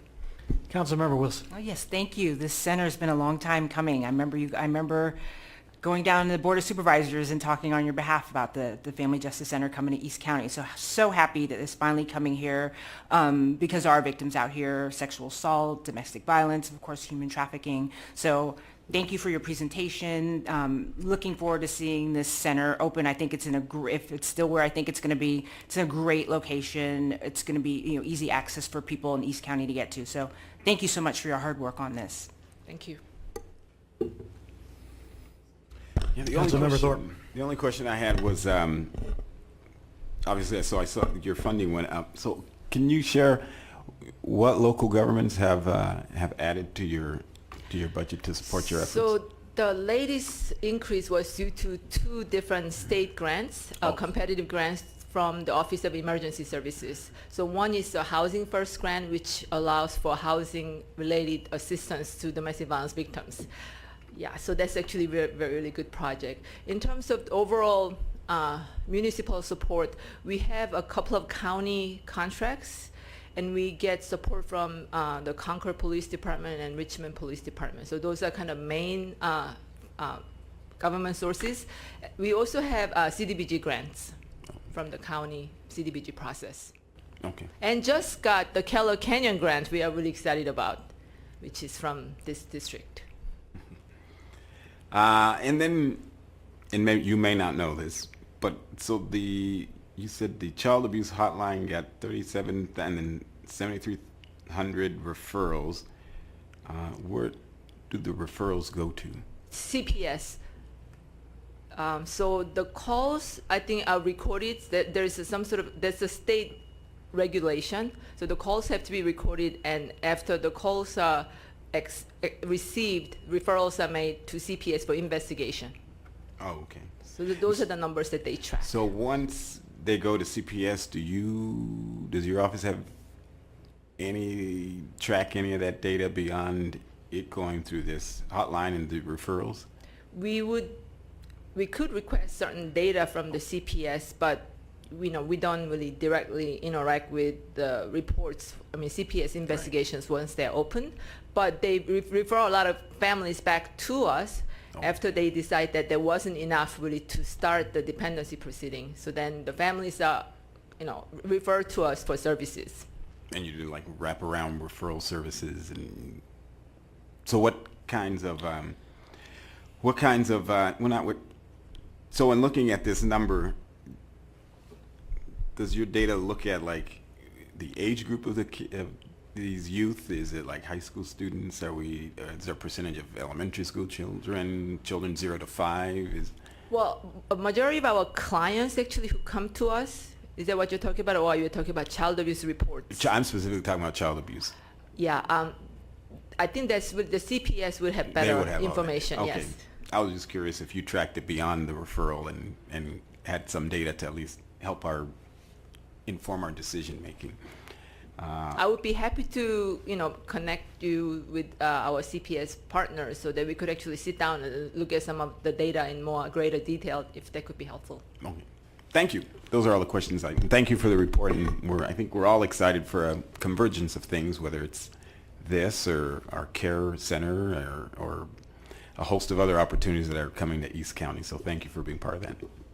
Thank you very much for your report. Thank you so much again. Moving on to city branding update, I'll turn it over to City Manager Ron Bernal. Thank you, Mayor Wright. This is an update from Aviva Brands. I'm going to let our Economic Development Director, Kwame Reed, make a brief introduction of the team that will be making this presentation.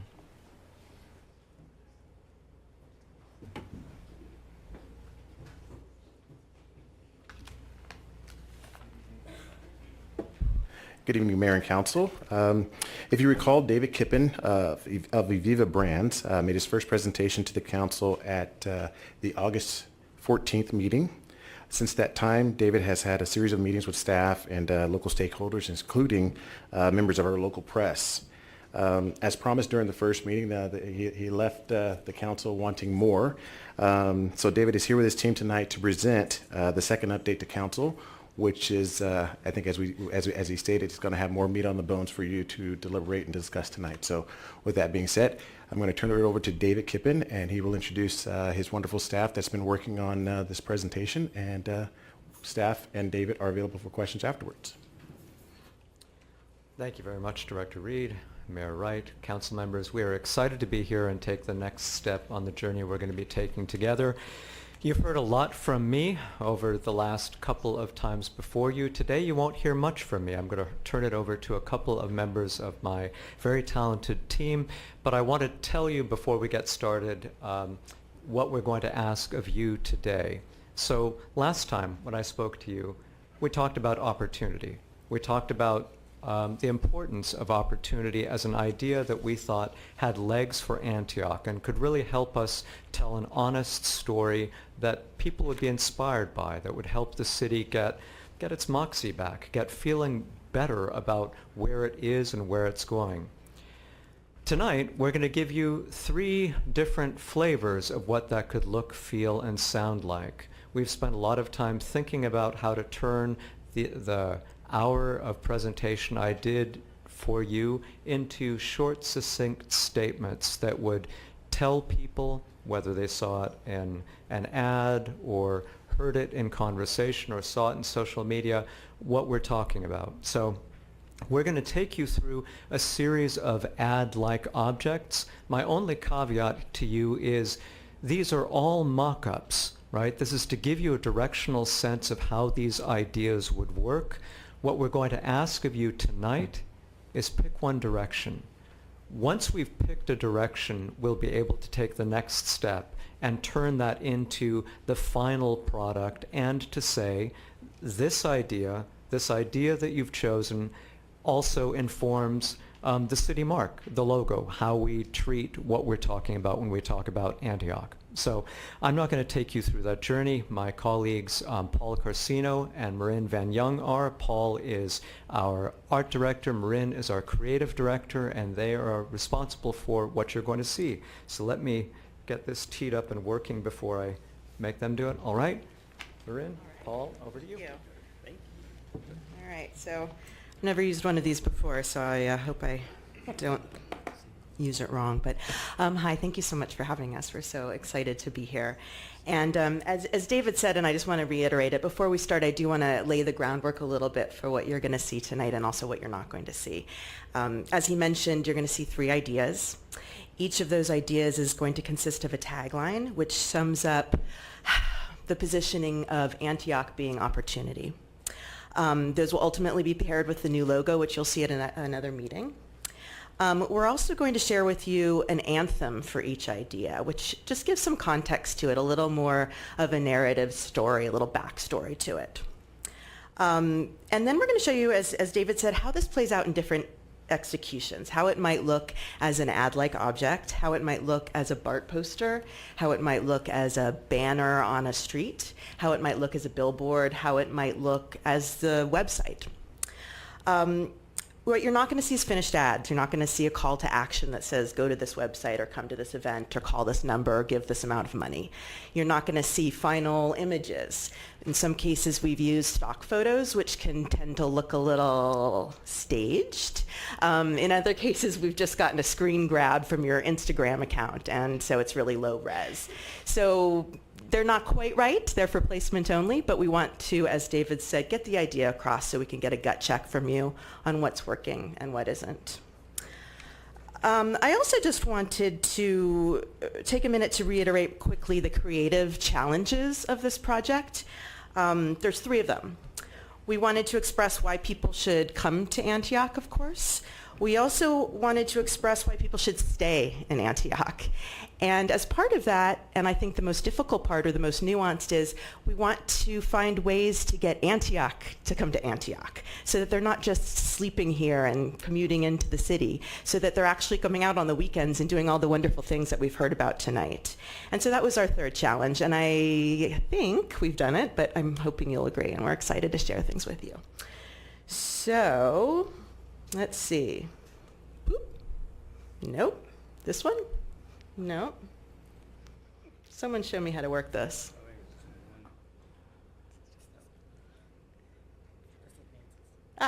The one with the arrow on it. Okay. The first idea, opportunity lives here. And here's the anthem for this thought. They say opportunity knocks, but in Antioch, that's not what opportunity sounds like. In Antioch, opportunity sounds like seagulls during coastal cleanup. Sounds like voices on the Council of Teens. It sounds like crunching into a taco at Food Truck Thursdays. Opportunity sounds like plunging off the canyon cooler, like Bart, like Friday Night Football. Opportunity sounds like Antioch police nailing a lip-syncing contest, like gospel on Sundays, like crickets at Black Diamond Mines. Opportunity sounds like construction and trains. It sounds like a pop-up beer garden in Rivertown. It sounds like neighbors introducing themselves, like community meetings, like saying yes. In Antioch, opportunity doesn't have to knock because opportunity already lives here. So one of the benefits of this idea, as you'll see as we get into the executions, is that by playing around with the middle word, with lives, we can cover the spectrum of what opportunity really means in Antioch. So every execution will be summed up with the thought that opportunity lives here, but we can play around with it. We can have opportunity meets here, opportunity drinks here, opportunity eats here, it plays here, it grows here. And so let's see how that comes to life in an execution. Here you see a group standing around a food truck, and the headline is, Opportunity Gathers Here. In Antioch, opportunity is everywhere. It's seeing our neighbors at Food Truck Thursdays, it's community meetings, new businesses in Rivertown, construction all over the city. They say opportunity knocks, but in Antioch it doesn't have to. It already lives here.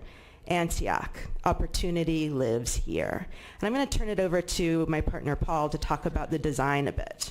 So from a design perspective, we wanted to focus on the here. So you'll see there's like a little location indicator, but as she said, it's that flexible design system where we're going to express lots of concepts. And it's all this wonderful activity, all this wonderful growth and expression of your spirit, really, and it's happening right here. So we treated it with a blue overlay, but the photos, again, these are placeholder, but we want to reach out to your local artists, your citizens to submit photos that we will use in this campaign because it's for them, it's by them. Again, they have an opportunity in this case to participate in the work itself. So the blue overlay is very positive in a color. It's just an expression of blue sky opportunity. And it's something that we feel that could brand your images. As you see these work across media from a billboard to a web banner, that unifying graphic treatment can make sure it holds together and that anytime someone sees it, they're going to recognize it as your brand. Mm-hmm. So we'll see some more executions here. This is how it might look as a BART poster at the Antioch BART station. Opportunity commutes here. Antioch, opportunity lives here. Here is a reskin of the antiochca.gov site. Opportunity grows here, and we have this is an image from your Instagram of the vineyards. Antioch, opportunity lives here. Opportunity is for everyone here. Antioch, opportunity lives here. This is how a street banner might look. I picture these as a series, so there could be a lot of different ones, all ending with opportunity lives here. So, for example, opportunity docks here, and then maybe we finish up with opportunity gathers here, opportunity blaze here. You can see how many legs this has. It can go on forever. It's very flexible. So, our next idea is called All In. This is the anthem for All In. All in Antioch. Have you looked around Antioch lately? Really looked. Opportunity is everywhere. It's our business incentives. It's the houses that regular folks can actually afford. It's our churches and schools. It's BART. It's the new restaurant at the marina. It's blank walls begging for murals. It's cleanup crews and community meetings, the bakery and the theater troupe. But opportunity isn't a gift. Opportunity is a chance. To take that chance, we have to make a choice. We have to go all in. All in means accepting our grit and beauty. All in means embracing struggle that leads to pride. All in means letting go of old grudges and welcoming new neighbors. All in means living in Antioch, not just sleeping here. All in means standing for something and someone and someplace, this place. It means having faith in our community, because others may count us out, but they don't know yet that we're all in. Some of the benefits of this idea is that it's a short, unexpected line, and it flips the hierarchy of a typical place name tagline combination. So instead of the first idea, for example, which was Antioch, opportunity lives here, it flips that hierarchy. So in this case, we have All In Antioch. And what that also does is creates a double meaning in the tagline. So as you'll see when the executions start rolling out here, each ad, each execution talks about a series of different things that one can do in Antioch and ends with that thought of all in. All of these things are available in Antioch, but it's also that rallying cry that encourages the city to really make a commitment to itself, to decide to make this work, to decide to make a cohesive community. So here's an example of how that might look as an ad. Coffee, conversation, community. Have you looked around Antioch lately? There's a new cafe downtown, new neighbors to welcome, new churches and dance troupes, murals and festivals. No matter how much our city evolves, one thing is constant, opportunity.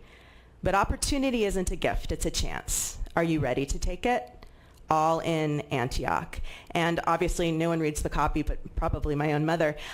So if they don't, you can skip right to coffee, conversation, community, all in Antioch. And I'll let Paul talk to the art direction. Yeah, for this one, I know it's hard to see on that image, but I took some of the stone from the mine area and used that to treat and texturize the image. And then we've to hold the copy in those powerful statements and express that idea of all in, we've got that nice sunny orange, that glow to kind of, one, to hold it all together, but it's also kind of expressive of that powerful statement. As we mentioned, the core of all these ideas are opportunity. So we wanted to express that, and as she mentioned too, or I mentioned on the last campaign, I should say, was the idea of getting the community involved again with sourcing those images. If we treat them with this stylistically, with the edgy typeface and the coloration, it can unify the campaign, and the quality of the images can vary, and it's just very real. And that's very expressive, I think, of your spirit and the growing, I don't know, there's kind of a passion and drive to make this place really great. And we thought that could really capture that spirit with All In. By including them and asking them to partake in the campaign itself. And it lends itself to hashtags, you know, I mean, are you all in, blah, blah, blah. So it's a good one for hashtags. Here's how that might come to life at the BART station. We've got a couple of kids dancing in the park. BART, business, beats, all in Antioch. Water park, waterfront, water fights. We see an image of some kids playing in the park with water balloons. All in Antioch. History, hiking, home, all in Antioch. Coffee, conversation, community, all in Antioch. And that was that idea. Now we have our final one. This one is called Open for Opportunity. It's a good thing Antioch isn't perfect. Perfect is boring. It's got no soul, no personality. Perfect is as good as it's going to get. Perfect doesn't want to take a risk, so it closes up tight. Now opportunity, that feels like us. Opportunity is open spaces, open waters, open minds, doors thrown open for business. Opportunity is what California was founded on. Opportunity is what Antioch was founded on. We're not perfect, thank goodness. We've been through a lot. But that's what makes us strong, that's what makes us care, and that's what makes us Antioch, open for opportunity. Now, some of the benefits of this line is that it takes the concept of a gateway and it evolves it. It makes it a little more modern. It's open. As I mentioned, it conveys that thought of open spaces, open businesses, open minds.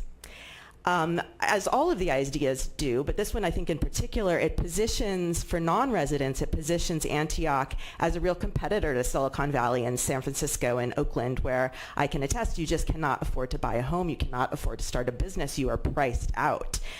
Antioch is open. And for residents, it does a great job, I think, of educating and reminding about local businesses and activities that are going on. And as you'll see, as we move into these executions, this one works sort of in a similar way to the first idea, where it plays around with the word. So with every execution, we switch out the word opportunity, and it allows us to really define the spectrum of what opportunity can mean in Antioch. So let's see how that one works. Open for new horizons.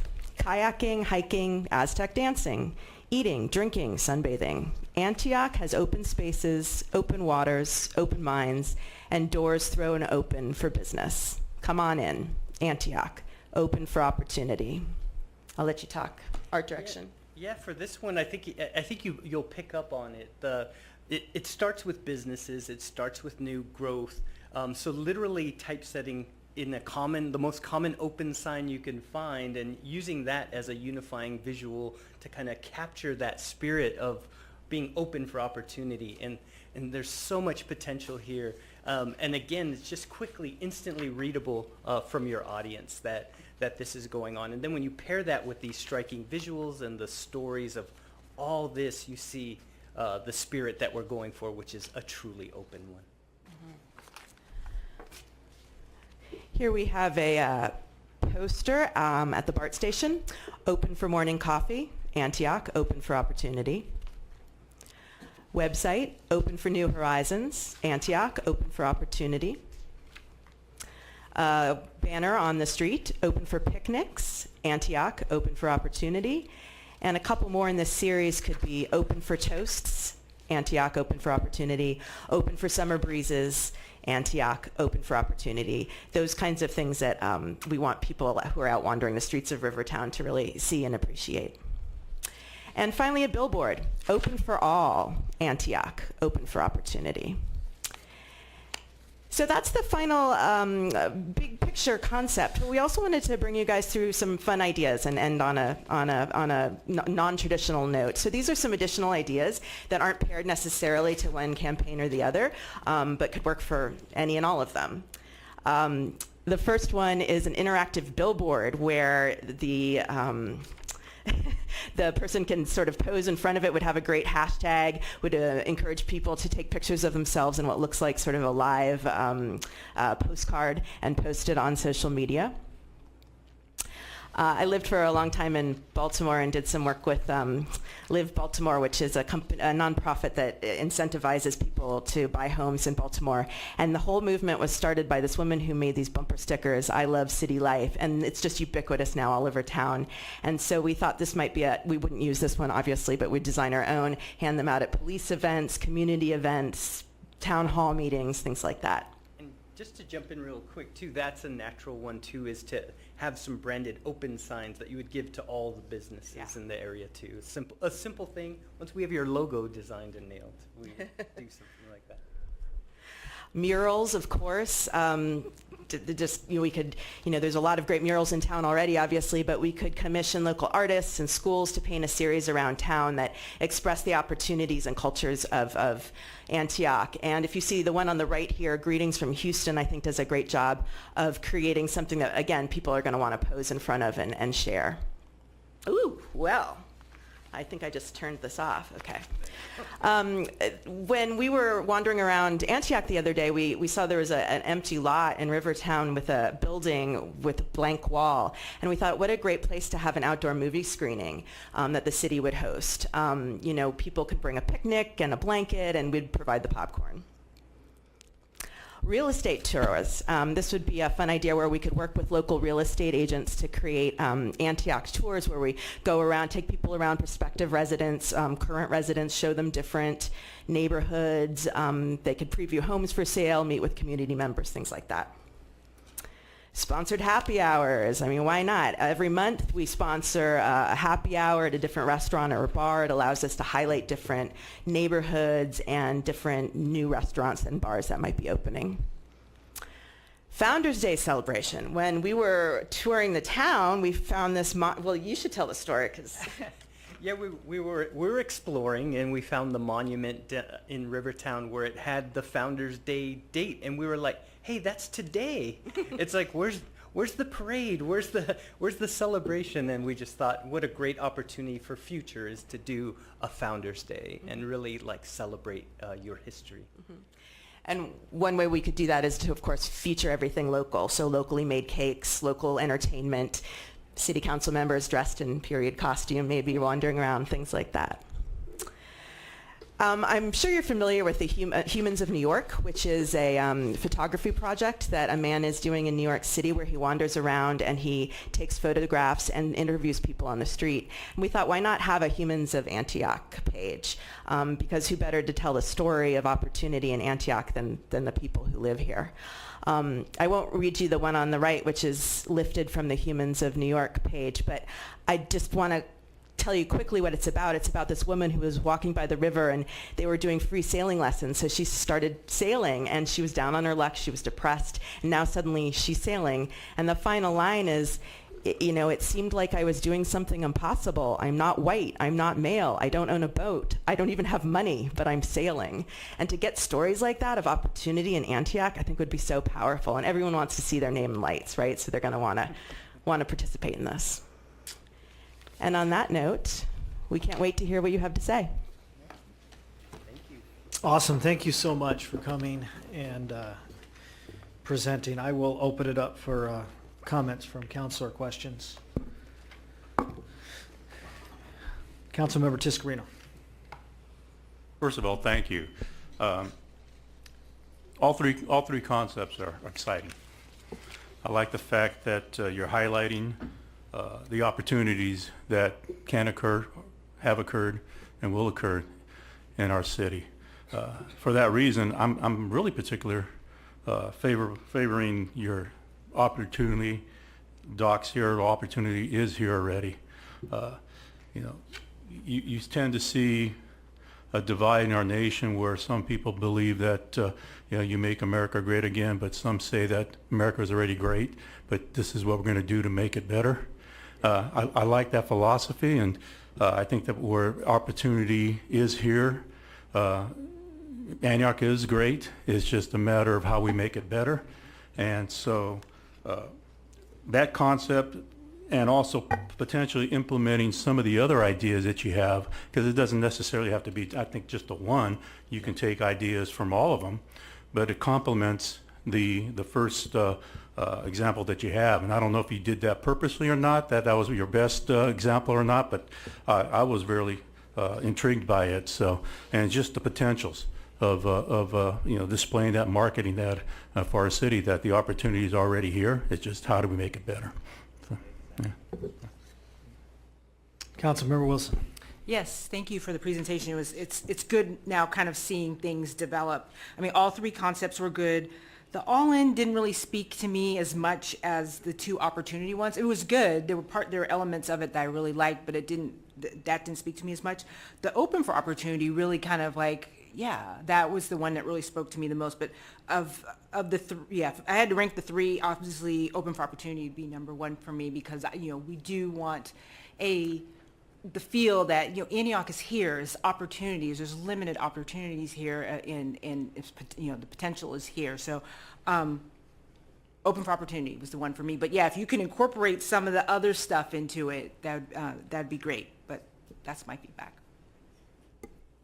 Councilmember Thorpe. Yeah, thank you for your presentation.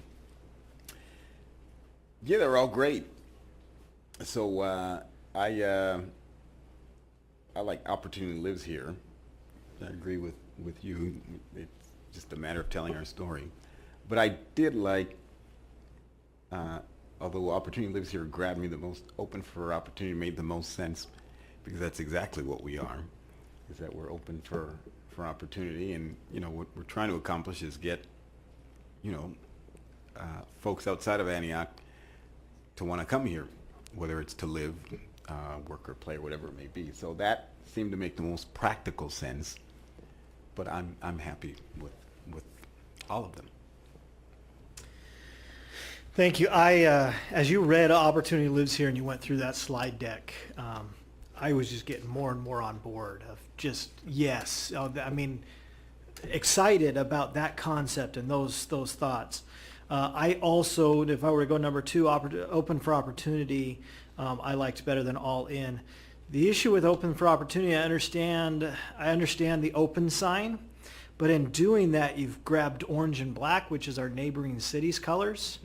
And to be frank, would just not work from a color scheme. That's been the rival for 100 years. You've got this rival between Pittsburgh and Antioch, and you go something that grabs it orange and black. And I'm a Giants fan, so we all have our likes and dislikes. But I think as a city, that would be a tough color scheme to go with. So if we go with the Open for Opportunity, I understand the open sign, and that's why you went with the orange. But I don't know. So I don't know how you do the open sign without using orange and black. But obviously it could be done. But I just don't think those two colors could go. But Opportunity Lives Here, I just think, to me, as you read through that whole slide deck, I was just getting more and more excited and on board with those. The whole story that you were telling, that narrative that you gave with it really just rang true. I think what rang true for us for Open for Business and Open for Antioch and Open Antioch is just that, we want people to understand. So we are open for business, right? And so there's two different concepts there, right? Opportunity Lives Here, and Open for Business, Open Antioch. I mean, we all really want those jobs and those things to come this direction. And so I think that's where when people are saying that we like that one, we like that concept. So I think Opportunity Lives Here sounds like the one that we've all kind of gone with. But if we can somehow implement an Open for Business concept into that Opportunity Lives Here, I think that's the mesh that at least I would like to see. Any other comments or questions? I agree. So it sounds like we have consensus on concept 2, Opportunity Lives Here, that's where on this page, that's where, right, and on this sheet we're looking at, that's correct. It's concept number 1 we shared, that's what we want to land on, but that we want to build in elements of, as you were saying, the business attraction and the open for probably lines, because from a design standpoint, the design of the open really does hang around that open sign, and it probably doesn't transport over. Well, thank you very much for your time and great feedback. What we'll next bring back to you is what this evolved concept looks like in real art objects, and what that looks like in lockup with a logo for Antioch that expresses that. And as you were talking, one of the things I thought was, well, we also have the mark. We have the opportunity to, obviously we're not going to say Antioch is an open sign or anything like that, but in terms of messaging, you'll have noticed that all of these were watermarked with the current logo, because that's what we've got. We see a very strong place for the Antioch mark in this, and I think it'll all come together nicely now with your feedback in the mark and the message. So thank you very much. Very good. Thank you. Moving on to consent calendar. Are there any items which members of council, the public, or staff wish to pull from the consent calendar? If not, do I have a motion? Motion by Councilmember Wilson. Do I have a second? Second by Councilmember Thorpe. Please cast your votes. 4 affirmative votes. Very good, thank you. Moving on to our public hearing, item number 4, introduce ordinance repealing Title 5, Chapter 21 of the Antioch Municipal Code regarding medical marijuana facilities. Turn it over to City Manager Ron Bernal. Thank you, Mayor Wright and members of the City Council. Our Community Development Director, Forrest Ebbs, will be making a brief presentation regarding repealing the existing ordinance that has a moratorium on medical marijuana facilities. Thank you. I'll try to be brief because I know we have a lot to get to tonight. Essentially, this is a holdover chapter that was in our municipal code. It wasn't in the zoning ordinance. It was in another location. The city's policy up until a couple months ago was to prohibit any form of cannabis dispensaries, including medical marijuana facilities. The chapter prohibiting medical marijuana facilities was left in the municipal code after we adopted our new cannabis ordinance. So what the action tonight would do would be to strike that out. Now, medical facilities still fall under the broader cannabis business label, so we could still accommodate those. They wouldn't be prohibited. That's all this does tonight. Instead, they'd go through the normal process of a cannabis business, which we'll be discussing later tonight. So with that, I will conclude my report and take any questions you may have. This is a public hearing, so I will open the public hearing portion of this. Do we have any people who wish to speak on this public hearing? Prudence Capel.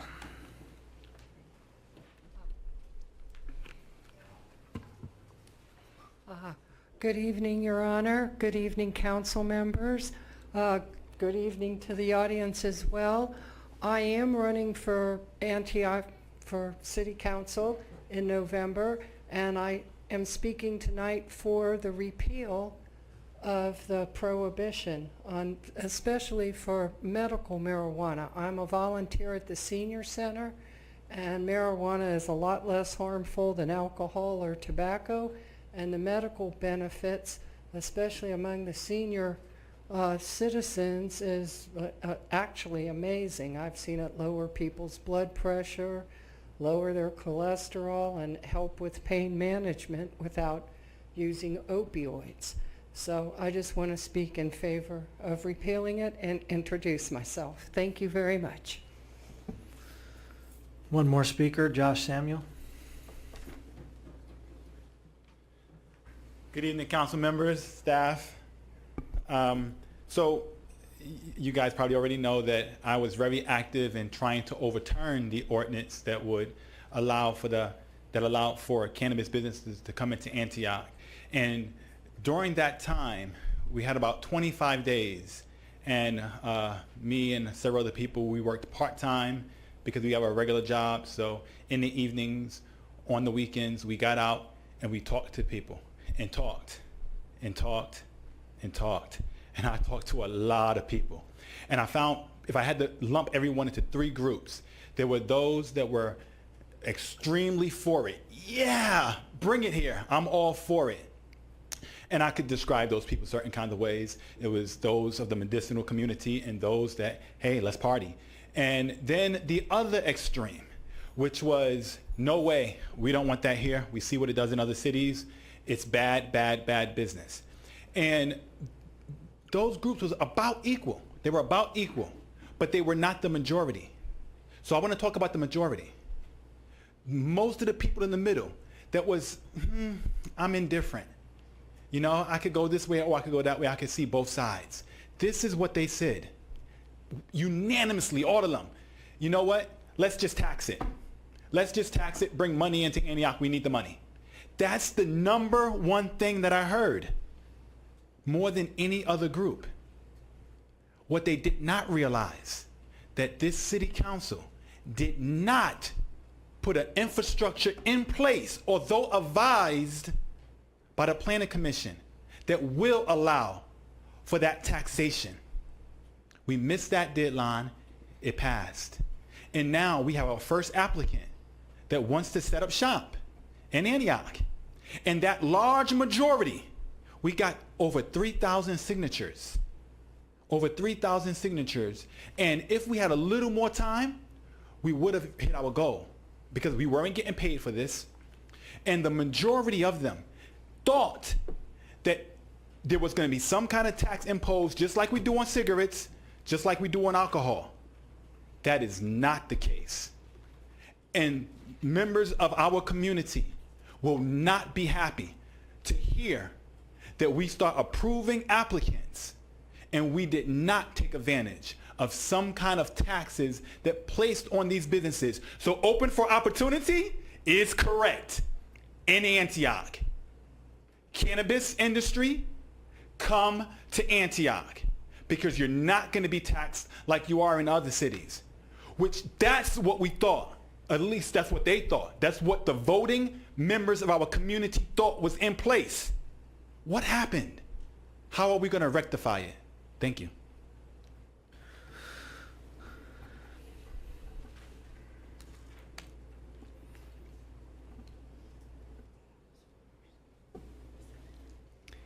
On this item, Patty?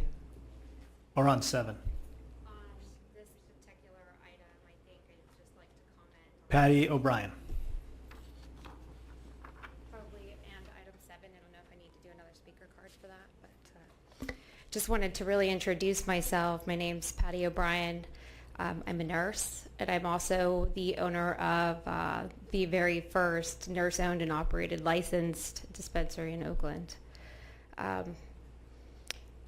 With that responsibility, I am also part of a steering committee for the Oakland Cannabis Business Council, as well as have served as a nurse here inside your Antioch school districts. I have a dual residency. I have a home in Oakland, and I also have a home here in Antioch. I was really happy to see that Antioch was going to have this ordinance as a more progressive city to really tackle some of these cannabis issues. In regards to the tax and the way that the state regulations are written, there's a state and local excise tax. Is this something that the city can bring to an election to tax at a different medical or adult use tax bracket at a later date? But no matter what, I think that it would be clear to address the fact that any city who has a ban on cannabis and has an ordinance, you can't collect the state revenue if you have a ban on cannabis. So while you are not maybe collecting a certain amount of a local sales tax to the city, you will still be able to use some of the state revenue fund for some of the first round of applications. So in regard to that, that's what I have to say about the taxes, is that you still will be able to collect some of the state revenues from Prop 64. Thank you. Are there any other requests to speak? None received. With that, the public hearing portion of this is now closed. This item is before council. Comments or questions from council? Councilmember Thorpe. I just want to quickly respond. So, just to reiterate, I think a lot of us here have done our homework. And one of the things that was part of my homework was to figure out this revenue component. And so, although we don't have a tax for cannabis in the city of Antioch, and in addition to that, we surveyed this very question. We presented it to the city council in January, so we've talked about this.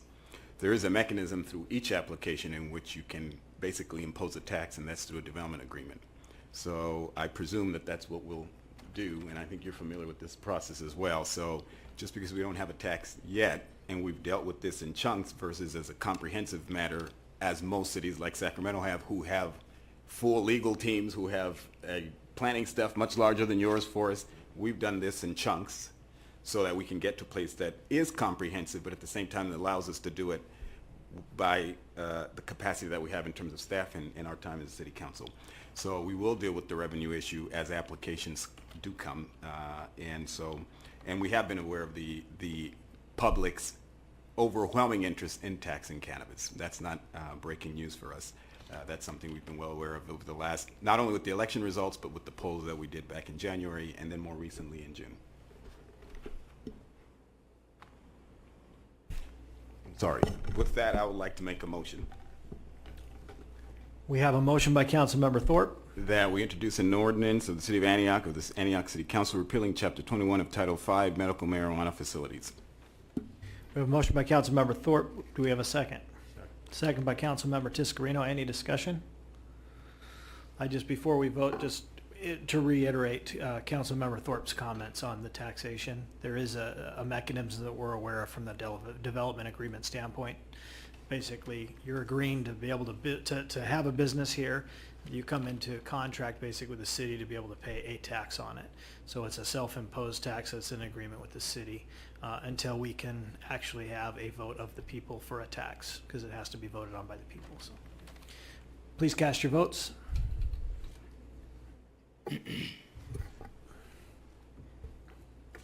There are 4 affirmative votes. Thank you. Moving on to item number 5, establishment of a senior development impact fee and parkland dedication fee. Turn it over to City Manager Ron Bernal. Thank you, Mayor Wright and Council. The City of Antioch in 2014 established development impact fees. We already had parkland dedication fees in place at that time. And with those fees, it established a single family and a multifamily rate, but did not have anything in place for a senior rate.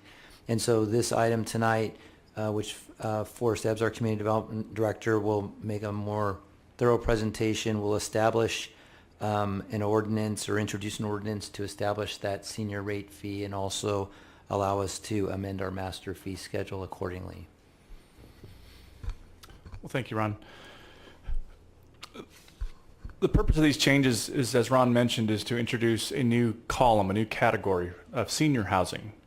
We've addressed single family in some cases and multifamily, sometimes even detached and attached separately in duplexes. And the common denominator for all of these is persons per household.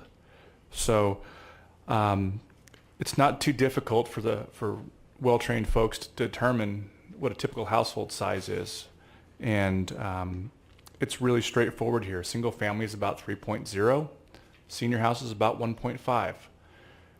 If your fees are based off persons per household, you can quickly deduce that the fee should be about 50% for a senior unit, and that's about where we've arrived. So the purpose of tonight is to do 2 things. One is to introduce an ordinance. The ordinance would effectively introduce the senior housing column into the parkland dedication fees. Those fees are actually embedded in our code. It would also introduce text in the development impact fee section identifying that senior housing will be a forthcoming fee. And then the second act is a resolution. The resolution actually changes the master fee schedule to include those numbers. So it's a pretty straightforward action. This is based off several requests that we've received from different directions to include both multifamily and senior housing fees. And we've managed to achieve all of those things. And I think with a CFD in place, we're really trying to include everybody and have some equity throughout our development community. For so long, we were so used to just single-family homes that what we're seeing is an influx of senior and multifamily. So it's great to be ahead of this a little bit, even if we're arguably behind it. We'll be catching up tonight. I do want to point out, and you have received this memorandum, a member of the public very graciously called me yesterday and said there was a mathematical error in the study that was produced. It was literally 2 numbers were just flipped. And I contacted the writer from EPS who did the study. And they said, "You're absolutely correct. Thank you." And they corrected the whole study, so we do have a good copy of the study. What I've presented to you is because that one little mistake affected all the numbers by a very small degree. I want to be $6 or $7 in either direction. I will let you know that the memo that you have in front of you has the ordinance and the resolution with the proper numbers in it. So if there's an action tonight, I would request that you refer to the ordinance and resolution in this memorandum rather than those in your original staff report. And if you compare the numbers side by side, you'll see they're very minor. But nevertheless, we want to get this perfect. So with that, I'll conclude my report and take any questions you may have.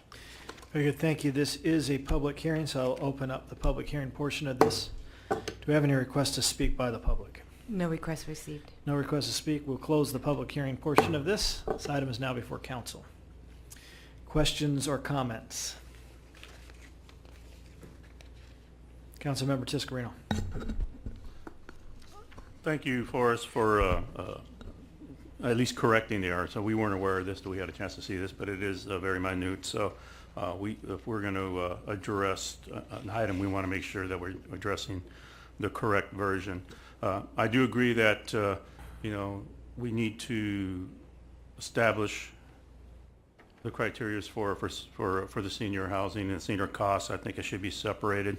Gives developers an opportunity to know what they are confronting when they start their process to come to Antioch and build out here. So, and it also, in my opinion, is favorable to those seniors who are going to be purchasing homes as well. So you'll see hopefully some differences in their costs as well. So, and that's one of the reasons why I like this. So I don't know if anybody else has any other comments, but I'm willing to go ahead and make a motion on this.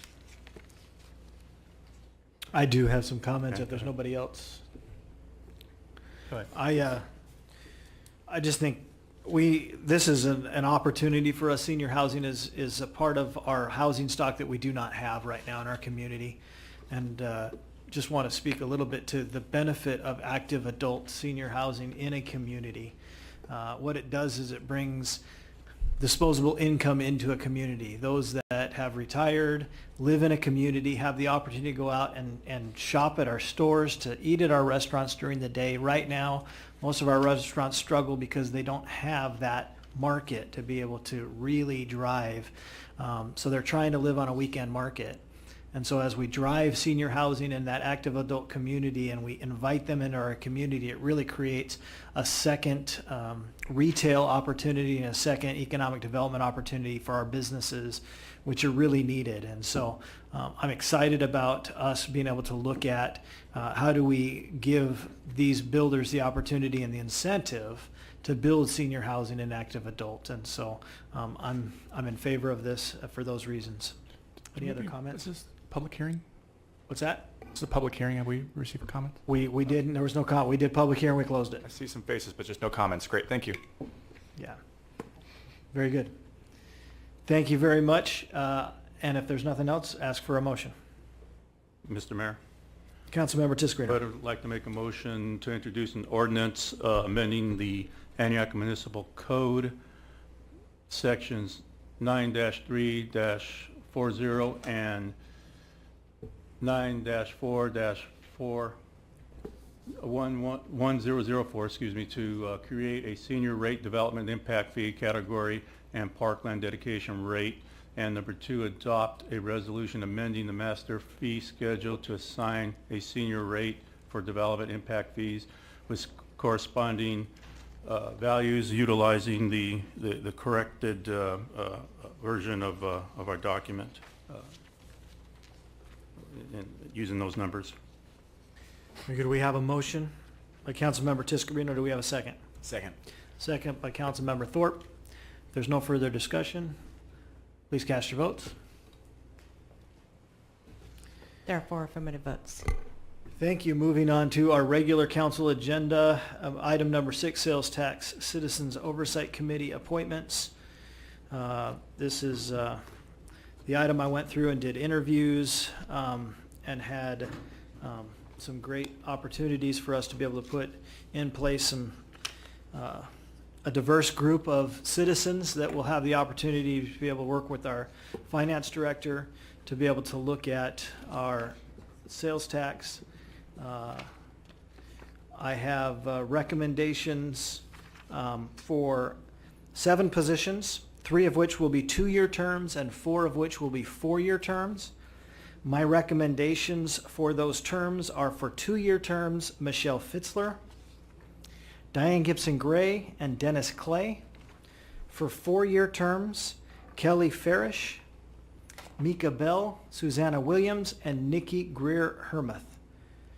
Those are my recommendations. If there are objections to any of them, I would ask them to be pulled, and we could vote on those that there are no objections on. If there's no objections, I'd ask for a motion for all 7. Councilmember Thorpe. Yeah, I'd ask that we just vote for them individually. All right. So I will, Michelle Fitzler, or Fitzer, I'm sorry, Adnanel. Michelle Fitzer. Do we have a motion for Michelle? I move to appoint her. Motion for Michelle Fitzer. Do we have a second? Second. Second by Councilmember Wilson.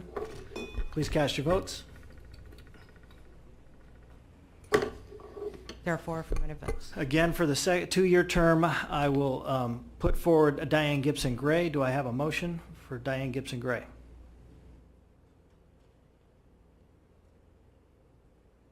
Motion to move forward. Motion by Councilmember Tiscarino. Do I have a second? I will second the motion. We have a second. Please cast your votes. Oop, please revote. One more time. And we have a no vote. 2-2, I believe, is a no. Correct. Is a no vote.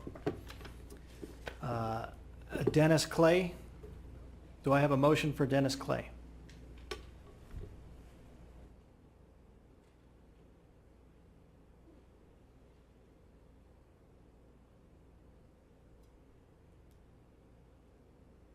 If there is no motion for Dennis Clay, And the motion dies. the motion dies. Well, there is no, the issue Right. dies. For a 4-year term, Kelly Farish. Do I have a motion for Kelly Farish?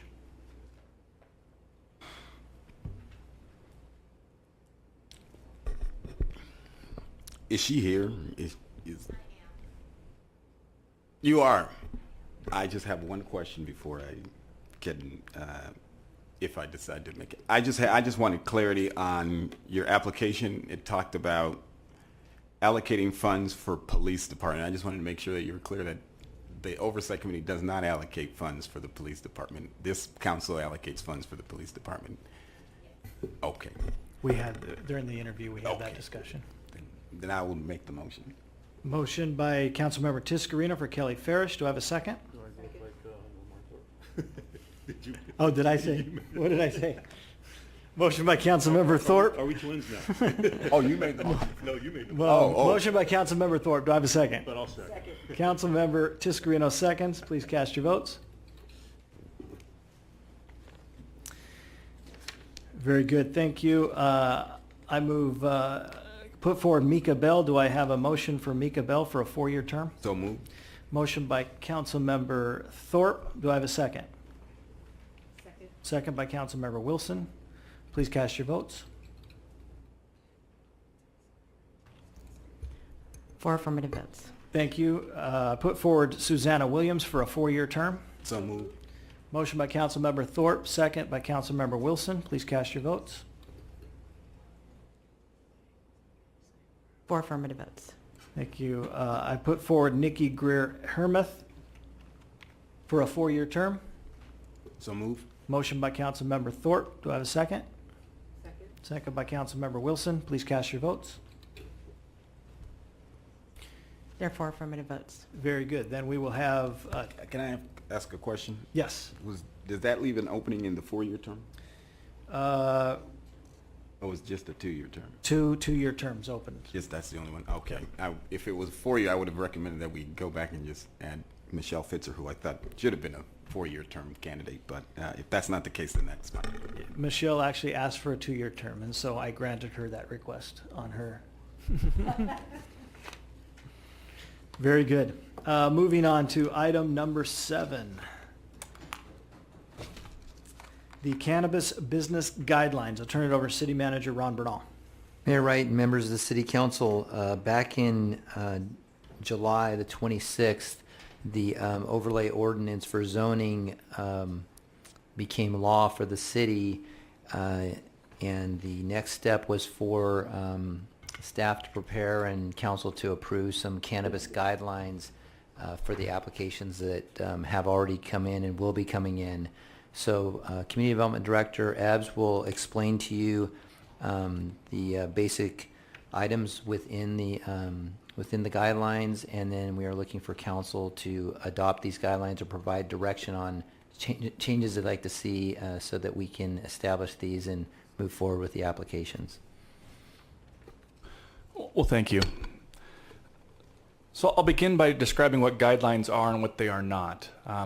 It's a phrase that we use a lot in different circumstances. It has different meaning and different weight. Something I think that I brought up with Councilmember Tiscarino, it's like the yellow line painted down the middle of the highway. It's a guideline. It's not a wall. You can cross over it if you choose. It's not a good idea to do that, but it's there to tell you where your lane ends and where you should remain. And that's what guidelines are. They don't carry the weight of law. They're not absolute. That said, when we entered into this new world of cannabis regulation and use permits, we wanted to have a clear message to the community, the cannabis community, as they came to the city of Antioch, what our expectations are. We knew that if we were going to entertain these applications, we would expect them to be of the highest quality, both the operator, the property owner. We wanted everything about them to be top-notch. And a good way to express that is through a series of guidelines. And we've laid these out in sort of a menu approach, covering the most significant categories. These guidelines were assembled by Muni Services working for us, by my staff who helped massage them a bit, and myself. We worked on these. They work within the City of Antioch system. And if someone were interested in starting up a cannabis business and came to the City of Antioch to the planning counter, we would offer them this exact document if it were adopted. It spells out, it gives the background. It describes the fees. It has the whole ordinance in here, as a matter of fact. So they have everything they need to know about cannabis in Antioch. It describes the findings. You recall that with a cannabis business, not only do you have the 4 basic findings for a use permit, but you have an additional finding that speaks to the unique nature of cannabis business. It states very clearly that the council will have to find that all provisions have been made to ensure that the operation of the cannabis business will not create excessive demands for police service or other public services, and that the cannabis business will benefit the city of Antioch. It is not a do no harm ordinance. It is a do good ordinance. So that's the finding that we're going to have to make with each of these moving forward.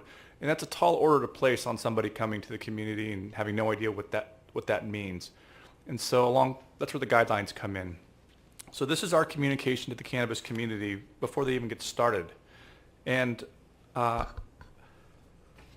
can tell you that the folks that I've spoken with, and we have 3 applications in right now. 2 of them are for sort of the same location but different elements of the business, and the third is for a separate location. I've spoken with those operators, my staff have, and these guidelines you'll find are industry standard. We're not imposing a lesser standard. We're not imposing some unique higher standard. But these are things that you're going to see everywhere. And when you look through them, it's common sense. The Antioch Police Department have had an opportunity to look at this too, and they're also satisfied with what they are. If we're going to do this, I think we need to do it as well as we possibly can. These guidelines will help us get there. The topics that these guidelines cover include security.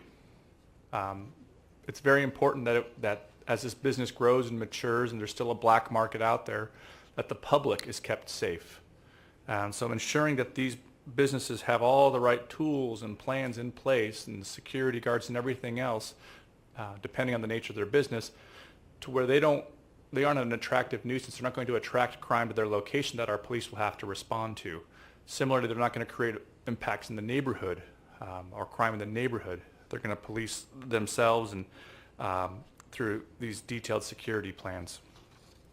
Speaks to cameras, gates, hours of operation. I should say that one guideline states that hours of operation for retail uses should be limited to between 8 a.m. and 8 p.m. I'll talk about how we apply these in a minute.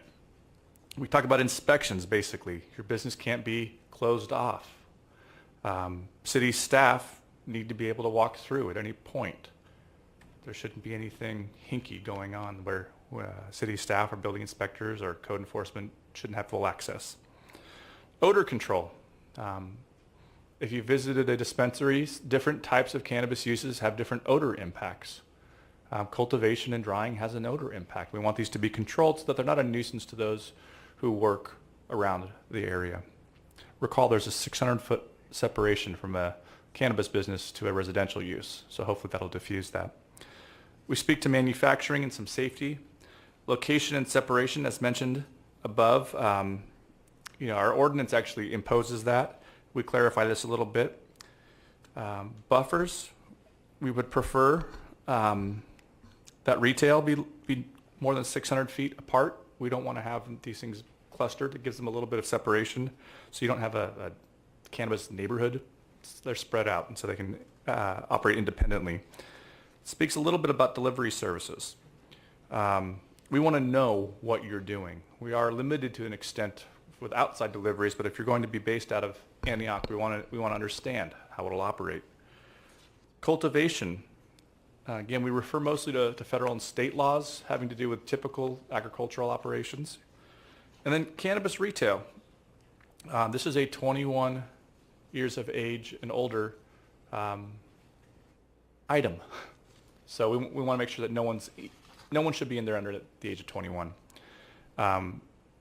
Valid government issued photo IDs. We want to make sure that people under the age of 21, I would say kids, but it's 21, it's not 18, aren't hanging out inside or out in front of these places. Hours of operation, as we spoke about. Smoking or ingestion of cannabis products on site is discouraged. There should be a complete description if that's the case. We have wine tasting. We have cigar bars. I don't know where this is going to end up. I don't know where the industry standard is. I know the state has accommodations for this. We want to understand what you're doing.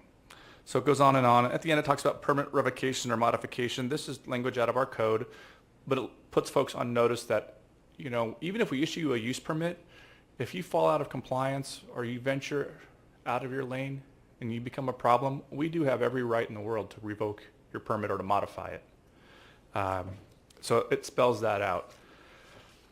I can tell you that my interaction with the cannabis community has been very positive in the last couple of months. I've seen a very professional group. This is a new enough industry. There's enough, frankly, money and livelihoods at stake here that you cannot come into this business unprepared. This is not a slacker's business, despite the stereotype. That has been my experience, I'll say. So to speak a minute about how we're going to apply these guidelines. So right now, all these guidelines, they use the word should, discouraged, encouraged. Those are soft words.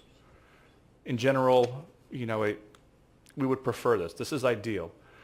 When we have an application and we bring it to the Planning Commission and to the City Council, staff will begin by going through these guidelines, point-by-point basis, checking those out that apply, and we will turn each one of those shoulds into a shall and make it a condition of approval. So instead of saying hours of operations should be limited to 8 a.m. to 8 p.m., we will recommend that they shall be limited to it. And when they become a condition of approval of your use permit, they become the law. They're the wall down the middle. They're not the painted line anymore.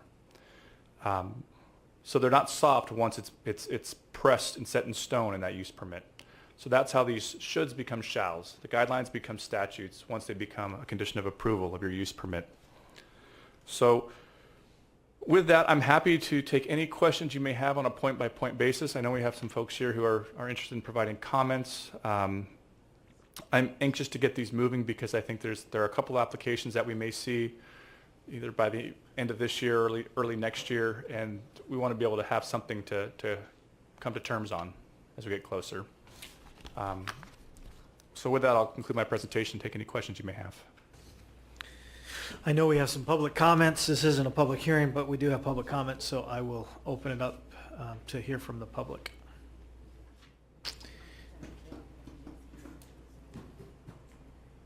All right, I will ask. Thank you. You will have up to 3 minutes to speak. Manny Solis, would you like to speak, or would you like me to read your email? In light of the possibility, I wanted to submit these proposed upgrades to the guidelines you will be considering this evening, since it appears that the city has been presented with an application for a use permit. You want to go ahead and time me just in case? He was verbose in his email. First, the use permit application received should go to the Planning Commission for discussion and public input. There is no compelling reason why these guidelines and this use permit needs to be fast-tracked in recent history. Fast-tracking proposals has resulted in needless delay and embarrassing missteps by this council. Second, send these guidelines and the use permit application through the proper channels. Second, The hope that these businesses would be a financial boon for the city are unfounded. Council has missed the deadline to impose use and increase sales tax to cannabis businesses. This deadline coincided with the timeline that Measure W was following. No additional taxes can be imposed on these enterprises unless put before Antioch voters, the next cycle being the election of 2020. No use permits should be approved until the taxation issue and the resulting revenue amount is addressed. You are allowed to impose up to 40% tax rate, and if these enterprises are looked on to provide much needed revenue, they should be taxed at the maximum rate. Third, under the draft guidelines, page 8, location and separation, the first bullet point should be refined to read any private or public school or daycare center serving students pre-kindergarten through high school. The second bullet point should read any public or privately operated park operated within the city of Antioch. Fourth, the guidelines should specifically state that we only desire research and development by firms researching future applications of cannabis products and medical delivery only dispensaries. There are legitimate reasons for the R&D aspect, as that would attract the higher-end business activities we desperately need. The presence of delivery-only medical dispensaries will address the medical needs of residents who have a documented medical need for cannabis products. Delivery only will also avoid the high potential for criminal activity present with the brick and mortar presence. It will also help mitigate the need for additional police services to address issues of burglary and robbery of cannabis retail businesses. Respectfully submitted, Manny Solis. Luke Bruner, followed by Dr. Jeffrey Klingler. Hello there, Honorable Mayor, council members. I do want to begin my public comment by thanking you for having council chambers which allow for standing. After sitting for the long day, being able to stand in the back for a little bit does make a big difference, so I wanted to certainly thank you for that. I'm from San Francisco, originally from Humboldt County, been involved in cannabis for a number of years now. We're very interested in doing business in Antioch. Our group has a very strong track record in the retail space, an exceptional record of policy work and professionalism. I saw the slideshow on Antioch and branding, and I think we're very interested in doing business in Antioch. I would like to bring up but a few small matters regarding your guidelines and your site maps. I certainly want to show my respect. You know, staff and the City Council has clearly put a lot of work into this. A piecemeal approach, I like to say digestible bits, often makes it go down a bit easier. You know, it takes a big staff and a lot of time to do big omnibus efforts, and it's not clear to me they produce the best results all the time. Sometimes it's like a stew and you have too much stuff in there. Maybe you want a little bit less. Regarding the map, I believe the proposal would expand the map just a bit. It's not entirely clear, so I certainly hope city staff can make a higher definition. It seemed that there was an expansion of the map in the agenda. Sorry about that. I can't comment, but in a moment. And but the higher definition of it, when you combine that with your proposed setbacks, and perhaps for a future hearing, staff could produce an official setback map, it's not clear to me there's very many locations that actually would be allowed for retail activities with the 600-foot for residential, perhaps 2 or 3 parcels. And why that is important is if you wish to eliminate the illicit market, you of course have to have viable alternatives for the illicit market. There's a simple question of how many retail uses per 100,000 people would make sense. Would it be 1? Would it be 2? Would it be 10? In alcohol, it's approximately 1 for every 5,000. That's certainly not going to be right for cannabis, but it seems that it's a bit too narrow there. So we certainly hope you can address the setback matter, which would ultimately thwart the policy goals that your council has articulated. Again, we request a higher quality digital map be placed online so we can look at that a bit more and consider that these locations tie into financial viability. A lot of tenant improvements are going to have to go to meet these security requirements. If you can't meet a certain threshold of volume, it just doesn't pencil out, and of course the legitimate market doesn't have to do those things or pay those taxes. Thank you for your time and consideration. We look forward to a long-term partnership with you. Thank you. Dr. Jeffrey Klingler, followed by Joshua Samuel.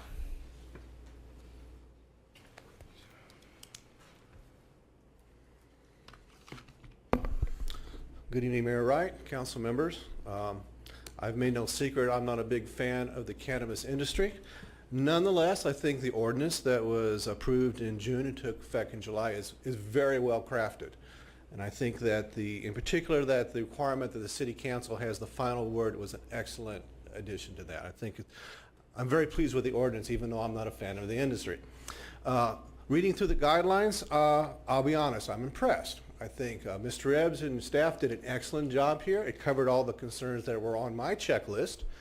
I only have one line that I would suggest consider that it be struck from here. And it's in purpose and applicability. It's about line number 5. If an application is generally consistent with these guidelines, staff and/or the Planning Commission will likely make a favorable recommendation to the City Council. I would suggest striking, just take that line out. Terms like likely, will likely make a favorable recommendation is open to misinterpretation by people. A carefully crafted application is important, but it's no guarantee here. We don't want to put undue pressure on the Planning Commission or on the City Council to someone to come in and say, hey, you have it's well crafted. My application meets all the guidelines. Because there's one more step I think applicants need to be aware of. There are many people in this community which have a keen interest in which cannabis businesses come in here. And by placing it before the City Council, I think we can be reasonably certain you're going to get comments from the public, based on what we've seen so far.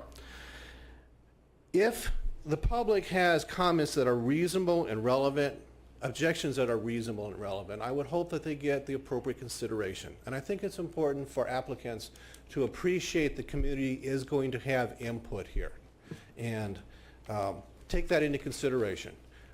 By striking that one line, I think it takes off the expectation that a good application is all that's really needed. Again, I think compliments to Mr. Ebb and your team did an excellent job on this with that one small strike. I think it's very good. Thank you. Thank you. Joshua Samuel. Good evening, Mayor, council members, staff. I want to say at first, I really appreciate you guys responding to my earlier response. A lot of council members don't do that, so I appreciate you guys taking that time to respond. So really appreciated it. Mayor, you mentioned Orange and Black, our neighbors in Pittsburgh. And Pittsburgh and Brentwood and Oakley and everyone else we have to address this issue. Cannabis. Prop 64 says Californians want it. So we do have to address it. And Pittsburgh, which, yeah, we're in competition and I'm sad to say in a lot of parts, they're winning. They're moving in a right direction, and I'm glad to see we're trying to move in that right direction. But you know what? They put certain restrictions in place. They put restrictions in place. They said that, you know what? Retail, nope, not allowed. But they did allow for manufacturing to come in. And they're saying that they're projected to make something like $500,000 a year. You know, that's something that the community was able to get behind. Why did they say no to retail? Why did our chief of police say, look, guys, retail is probably not a good idea for Antioch. We already suffering from a bad reputation. They call us the armpit of East Bay. I don't think Antioch is the armpit, and I don't want to be seen as that way anymore. Armpits stink. Marijuana. Well, let me just keep going. So the point that I'm trying to make here is thank you for your guidelines, and I appreciate it. And you said that they can become law, and I just encourage let's be real strict on this, as strict as possible, so there's no restrictions. So I feel like there's like this big mark on Antioch that says to the whole cannabis industry, hey, come here. And so I hope that I encourage you to make these guidelines, make something becomes law. Put something out there that says no, some kind of restrictions. Because if it's just guidelines, I mean, I'm sure there was guidelines for Romney's and Bonfair when those liquor stores just popped up in those neighborhoods. And the crime in those neighborhoods is horrible.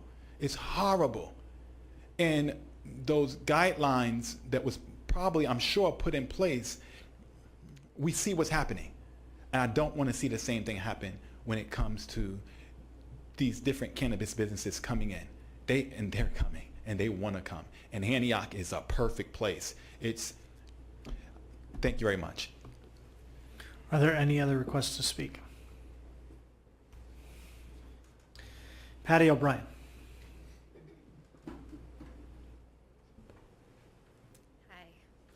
I wouldn't even know where to start with this. I'm extremely experienced in this department. I hold every single license type in the city of Oakland. I have navigated through regulatory process for the past 3 years to be where I am today. So when I hear Mr. Ebb speak of the ordinances that you guys have in place, I've actually tried to reach out to the city clerk's department several times. I've tried to reach out to you. I believe you have a packet of mine sitting on your desk that was presented to you by Zoe. Originally, I was not going to apply here in the city of Antioch for a dispensary because I didn't feel that the council was progressive enough in a forward-moving movement where we have other cities that are very progressive and very proactive about cannabis retail space, based on Harvard studies and statistics that say where cannabis dispensaries are open, actually the crime decreases because of the increased foot traffic, the increased lighting, the increased security, and all of the standard operating procedures that the state requires for us to be operable as a responsible business with integrity.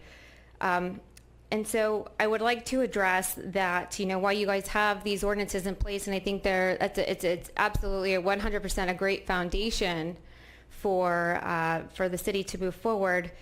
These things are also a requirement past a temporary conditional use permit. When you apply to the state and you're asking for an annual permit, I have a checklist a mile long of standard operating procedures, all the way from quality control, non-laboratory quality controls, inventory controls, product controls, what happens in an emergency. We have organizations at our disposal, like Americans for Safe Access, who train employees in a situation where there would possibly be a robbery attempt, and et cetera, et cetera. So I originally wanted to come to this meeting to offer some knowledge and just some, experience of what I've navigated and where Oakland has been and what we've done in Oakland, and kind of see you guys trailing along behind there. And I would really like to offer a suggestion of something as from an operator's perspective. We come into a city, we make a high-risk investment. Currently, my group has a contract on a building. We've already spent $1.5 million in your city, and I don't have an application on your desk yet. This is a pretty standard procedure for cannabis operators to obtain these buildings and then go through the legal process to get all of these compliances and everything, to meet the needs of your ordinances. So when we come into a city and we make an investment into a city, there's certain things that we would like to see in place. And like one of the things that makes Oakland... Patty, I'm sorry. Okay. I was going to suggest you guys have a regulatory committee that oversees cannabis oversight that reports back to city council. I think it would be tremendously helpful to you. Thank you. Mm-hmm. Are there any other public comments? None received. Thank you. This item is before council. Questions, comments? If I could clarify a couple of things from the speakers. The first regarding the map. To be clear, the map has not changed, has not been changed. There he is, sorry. We will offer a higher definition, higher resolution version. The official map is on file with the clerk. It's part of the ordinance, but we're working with GIS every day to get better and better, cleaner and cleaner maps. And it's actually, there's a whole lot happening there. So I hear that, and I will definitely work on that to make it clear for everybody. In regards to the striking that sentence, I'll leave that to the council. I could go either way. It's not critical to me. I would take any offense if it were struck, if you have that feeling too. I do understand both sides of the discussion. And on one hand, we want to encourage people to integrate as many of these guidelines as possible and tell them that's, in general, when you play by the rules, you do better. We want to encourage that approach. But at the same time, playing by the rules doesn't guarantee any outcome, especially in something new like this. So I'll let you decide on that if you think it warrants a change.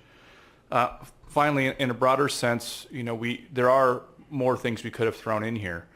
My goodness, there are the degree that you can regulate these things. It's amazing how far that list goes. we as a pretty humble city staff do not have the ability nor the expertise to get into quality control of the product. There are state agencies who will be set up to do that, people with the PhDs and that sort of thing. We as a city have a pretty limited role in this. Certainly law enforcement will have a role, city planning will, but in terms of quality control, regulating things like pesticides and fumigants and all of that, there are state agencies tasked with doing that. So we're going to defer to them. And so it is by design that we don't cover every base possible in these. That's it. Thank you. This item is before us. I would just make a comment that I don't think she was suggesting we add all those. I think she was suggesting that those are on there and that they're being held to high standards. So just to clarify. Thank you. Comment, question? Councilmember Tiscarino first. Sorry. I saw you, but I heard him So if first. somebody wants to go first, go ahead. Well, no, go right ahead. Councilmember Wilson. Thank you, ladies first.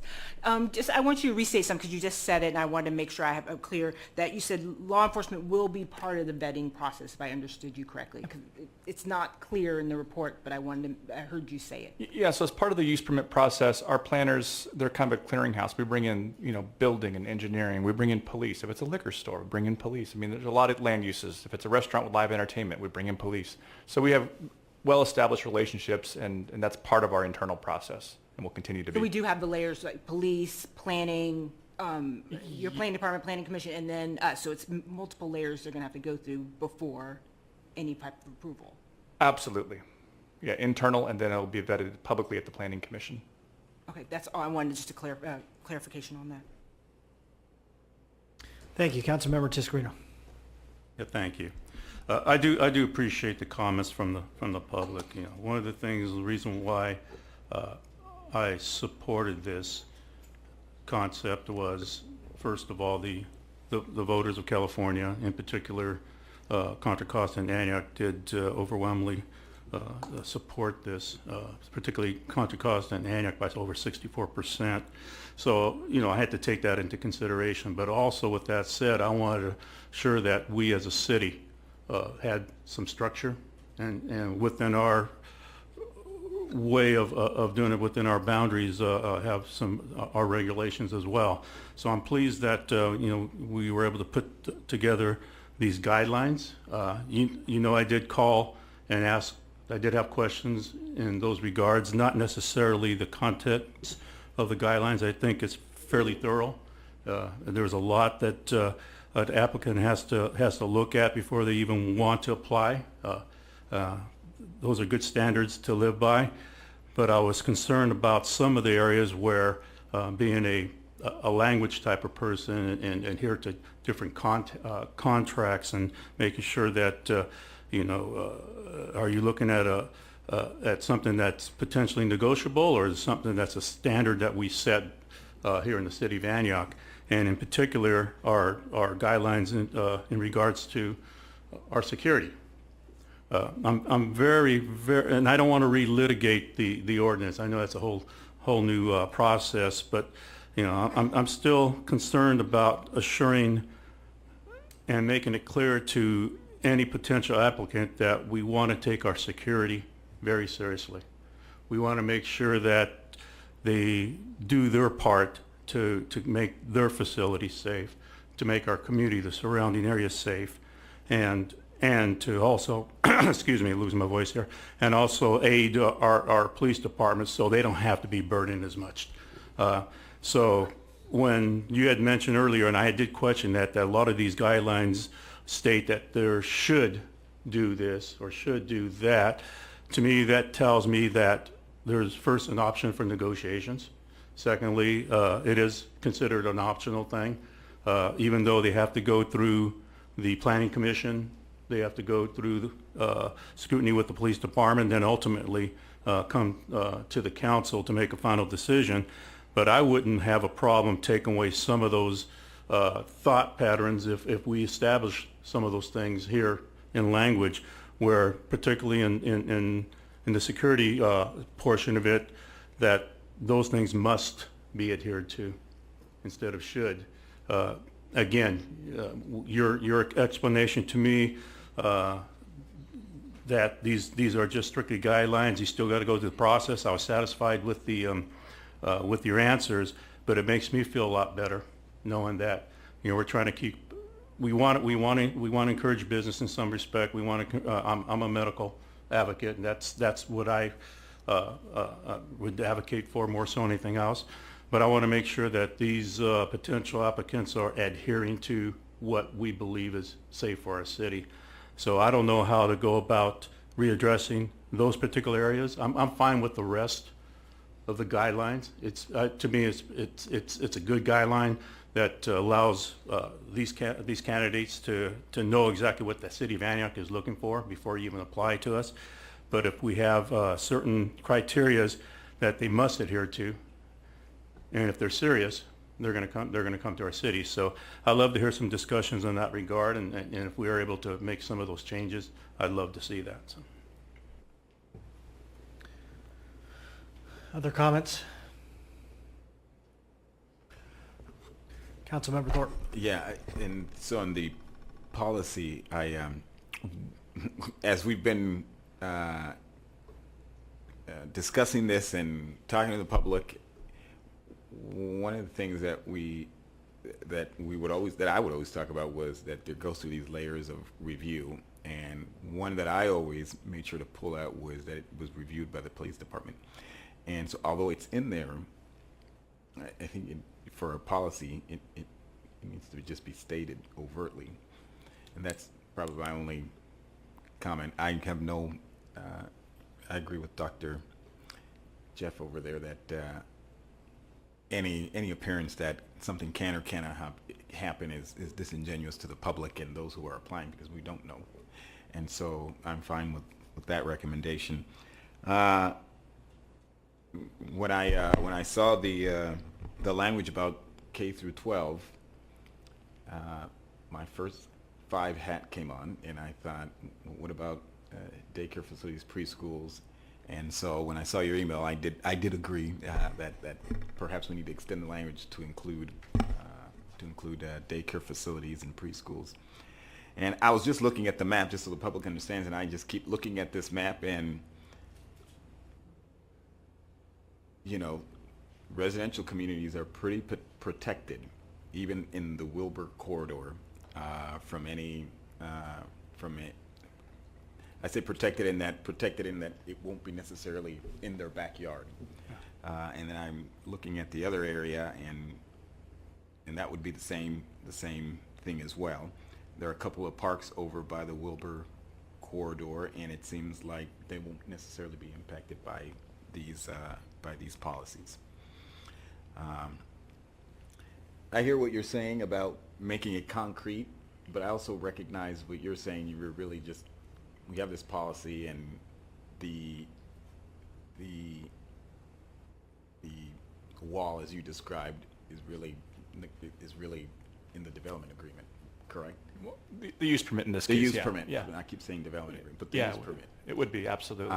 So the guardrails may be in place, but if that's something you feel we need to do, I'm more than happy to. I think we can walk up to that line, and I'm looking to the city attorney for a little bit of advice. Being that it's a guideline and that doesn't have the weight of law, it doesn't require variance. You can walk from should to really strongly advise you to, but I don't think we can get as far as to say you shall. Okay.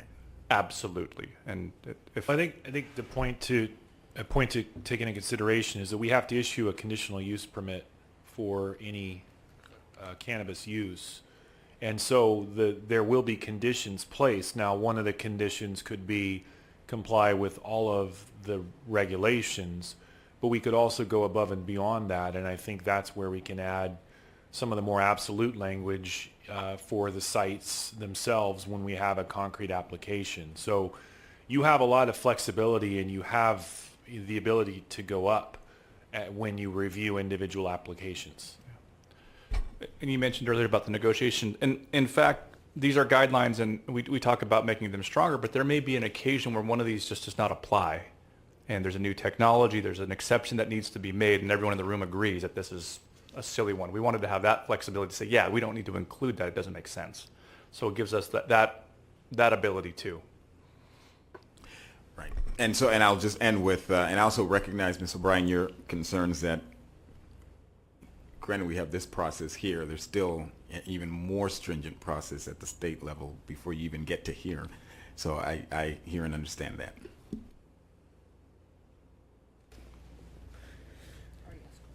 I'm in agreement with pulling the statement likely. I'm in agreement with adding the pre-K. I'm fine with it being should and having guidelines. They're going to have to go through and get approval one way or the other. I'm in agreement that security is something, but I think that's a mutual desire, not just from us as a city. I think it's from the dispensaries as well. There's a security component. There's a lot of money, not only cash, but also product that they're going to want secure. So I think that's going to be a mutual thing that we're going to move forward with. My question is more on as a city, as we go forward with these guidelines, I almost feel like we're setting ourselves up for a first come, first serve type scenario where the fastest here is the first in and the first ability. And I want to make sure that what we're allowing and what we're asking for are really reputable owners that have shown some history, and so that we're dealing with. And so that's one of my fears right now. Is I think what we're setting up for is bring your applications and let's go fast and first come first serve. And I don't know how we gear and gauge the type of user that's coming versus what's out there.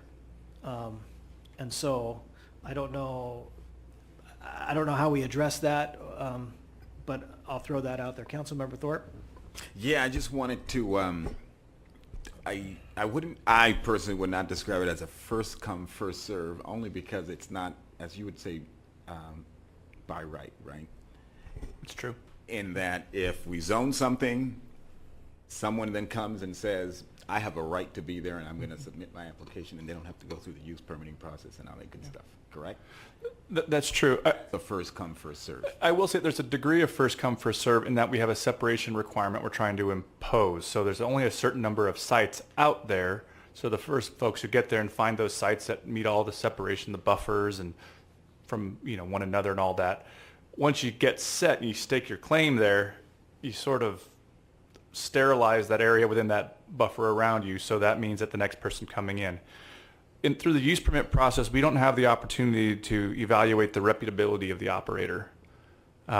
We look at the application. We're neutral to the party behind it. With guidelines in place like this, there's a natural filtering process. A bad operator bound by these rules, in theory, becomes a good operator. Beyond that, I know that the state process is rigorous enough, and as I mentioned earlier, this process is a bad operator wouldn't get very far in this industry. There's so much at stake. That's been my experience. And again, these will keep that operation in mind. And one last thing, we could approve a use permit to the best operator in the state, and 3 months later they could sell it to the worst operator in the state, and we'd have nothing to do with it. So that's the nature of land use planning in California, is it runs with the land and not the person. I'd agree with that, except I think there's some history that, right, if you're dealing with a reputable operator from another city that's shown history, I think they're showing that what they've done. And I'm sorry, Councilmember Thorpe, I jumped on you, but go ahead. You did interrupt me. I should put pound and you should have do pounded. what Councilman Orgerchuk does. My point in saying was to add to some of those points that I wanted to get to, but more importantly, I think that before an applicant even gets to this, they have to go through the regulatory process of the state, correct? They come through us first. They would come through us first? Yeah, but most of them who are coming through us are familiar with the state, and if they're sort of doing both concurrently, they have a foot in both, but they can't get final approval from the state until they get local approval. All I can say is with anything, it's up to the council to exercise restraint. Yeah. And so whether we go down a silly path and giving some guy a permit to open a cardroom casino that ends up being a front for drug money laundering, that's the council's responsibility. And so Always revoke. So I don't know how, I'm not sure how in any circumstance we could ever get to that perfect scenario. I mean, that's the same thing with even with like the charter school. Great, there's this new charter school, rocket ship, but 3 months from now they may low enrollment, they may fail. That's with any I think that's the reality of business. I think it's a reality of business, but I think going in, there's an opportunity if there's truly a lot of potential applicants, and you're literally, there's a buffer, right? So if somebody opens up, there's a buffer, and you could go in and buy one, somebody could go in and buy next to them, and now it's a race. Is there an RFP or some other process by which we might be able to say, okay, who's interested in opening up shop in Antioch, and really evaluate those owners? Yeah, fortunately, the process itself kind of sets that pace. We were concerned about that. We were thinking that maybe the first day this thing opened up, we'd have 20 applications. We had 1. So it's possible you may have that, but the processes, we can make it as fair as possible at the end of the day, but in terms of picking one over the other, I'm hoping we don't have to cross that line. And if we get there, we can talk about it. The 600-foot separation requirement, I should say, there's a separation requirement from the houses and everything else, the residential and the sensitive uses. The 600-foot separation between the 2 retail users, that's a guideline. We're hoping for that. We're expecting that. But if it's 592 feet, we can talk about it. So, and depending on if one is a lab use and one is we can get into that. If one faces this way and there's a river in between, so we do have room to be reasonable and talk about those things. So now, correct me if I'm wrong, you did talk about earlier, which I didn't read in here. So there's quote unquote bad actors in this, or not the most responsible owners. You said our process allows us to kind of bring them back. A bad actor isn't going to voluntarily be open from 8 a.m. to 8 p.m., have cameras everywhere, allow police inspections all the time, abide by all these rules. Talk about specifically the permit. Yeah, so when you permit them, you say, you can run this business here, but you have to run it by all these rules and regulations. If they do that, they're no longer a bad actor. Bad actor left to their own devices, and someone mentioned the old liquor stores that have been around forever. In the 70s and 60s, you could open a liquor store with no use permit, and no one thought it'd be a problem, and for the first 20 years, they probably weren't. We look back and go, what were we thinking in some of these cases? Contemporary land use planning, a use permit, the idea there is it's conditional. As long as they meet their end of the deal, they're fine. If they don't, we can revoke it. So that's how I wanted you to say, which is we can revoke it. Yes, you can revoke it. Council may. Councilmember Tisqueira. Yeah, I'm glad we were able to have this discussion. I'm okay with leaving the guidelines as they are. I think I was okay with that when we had our conversation. I just wanted to state this here publicly because it's safety and our safety concerns are alleviating our police department, making sure they have other things. They have other things to do other than worry about a potential business. If they're taking care of their own security, that's a plus. So I want to make sure that those folks know that we are taking that very seriously. Understanding, and we went through this with the casinos, very strict ordinances, and went through a lot of discussion. And it'd be really hard for any kind of casino to come out here to the city of Antioch because of our regulations and the state regulations, even prior to coming to the city of Antioch. And that's my belief that that process with us and with the state are going to weed out the bad operators and bring in those legitimate businesses. And my understanding is that we are experiencing those throughout different cities that are coming with very, very good legitimate businesses that are bringing a decent revenue source to the city, but they're also servicing the use for the users that actually need it. So, and my perspective is medical, so I'm going to really be a stickler on that. So again, so I'm okay with it. I like the discussion, and I like the input from from our community, and we've gone through this. We had the workshops. We've gone through this process for a while now, and we came to this till tonight, and I think we need to move forward. So. We have two that are suggesting changes to the language, one on the pre-K and one on the likely. Is there a third that agrees with that change, or is there not? So there's a consensus for those changes. Yeah. With that, then, do we have a motion to accept, or are we adopting these guidelines? Yeah, I think I'm asking you to adopt them. So do we have a motion to adopt these guidelines with the changes? In fact, there's a resolution. Do you want me to make them? I'll make the motion. Councilmember Thorpe. I'll make a motion that the City of Antioch adopt an ordinance of the city Resolution. A resolution of the City Council of the City of Antioch amending chapter... Nope. Wait, I'm on the wrong one.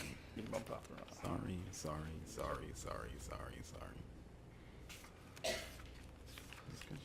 No, that was the right one. It should say attachment A at the top. I'm sorry. Here it is.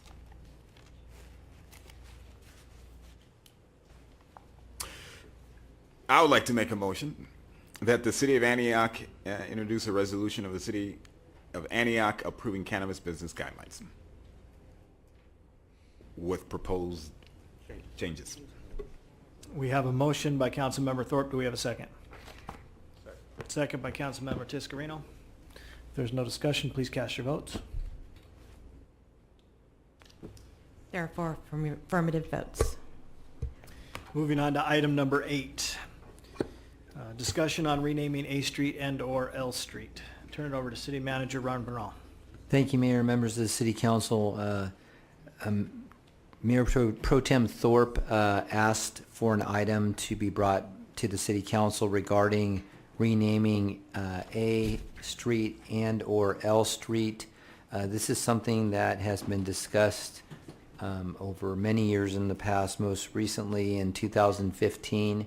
Our Public Works Director and City Engineer John Blank will give a more complete report of what occurred on back in 2015, and then open it up to Councilmember Thorpe for him to provide his input and direction on this, or request on this item.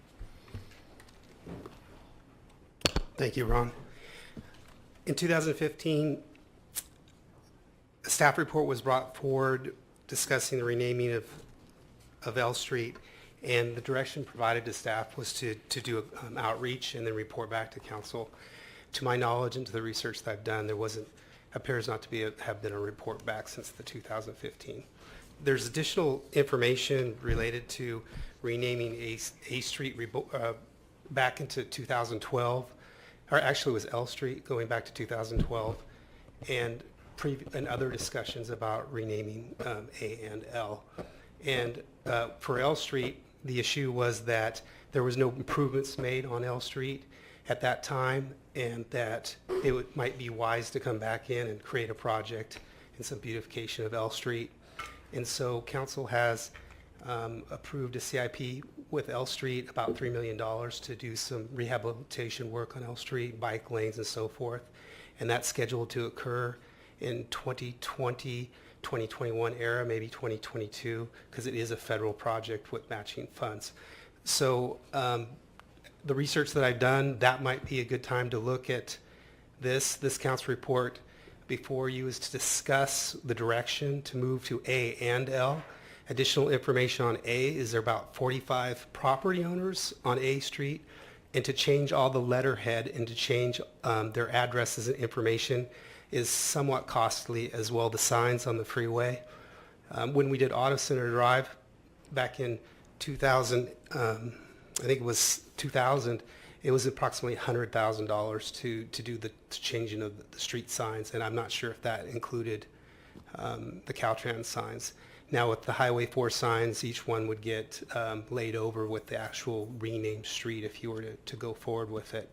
So the estimate that's included in the information here may be underestimated. It could be double of the cost to rename both A and L.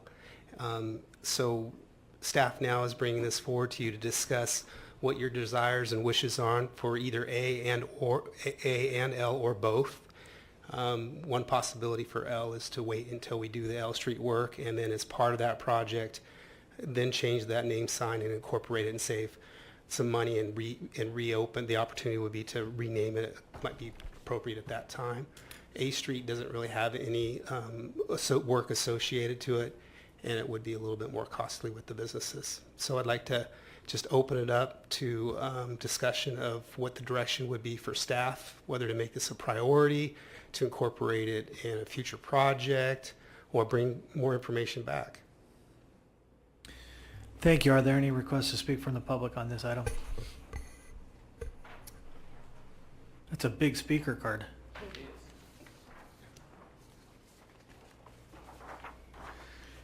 Alan Payton. You want to read Joy's first, that's fine. Joy Motts. The Rivertown Preservation Group has for 14 years worked to promote and celebrate our great history and unique downtown. As we move toward the 150th anniversary of our great city, please consider this opportunity to give downtown a boost as we look to revitalize this beautiful part of our city with name changes to A Street and L Street. It would be a good start. Alan Payton. Okay. Thank you, Mr. Mayor. Michael Amorosa.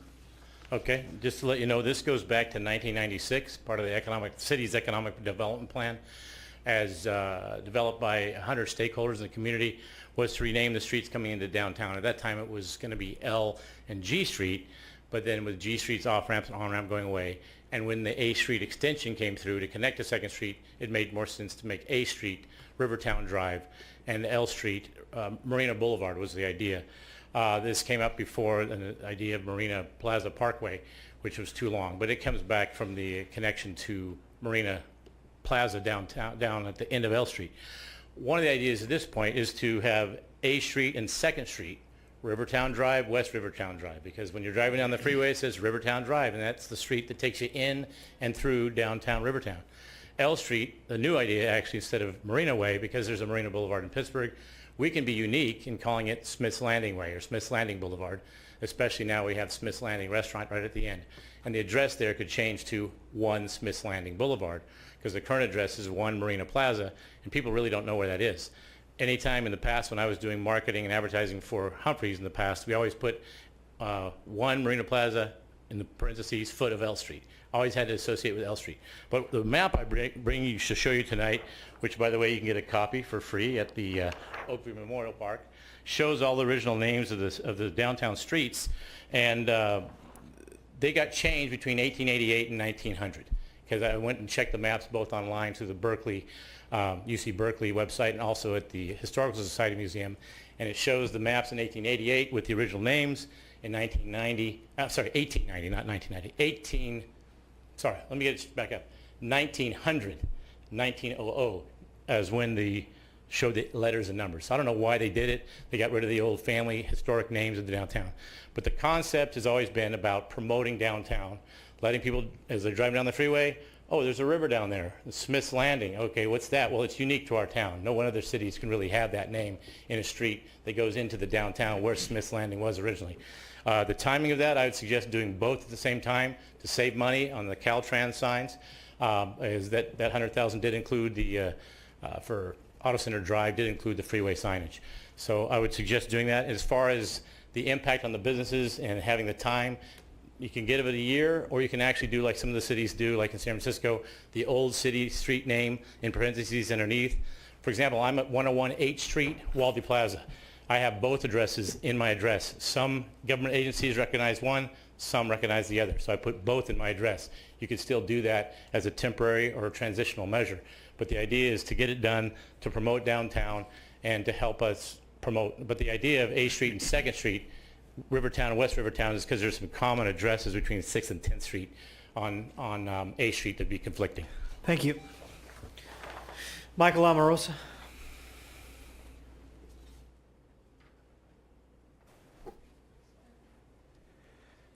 Good evening, staff, council members, and Mayor Wright.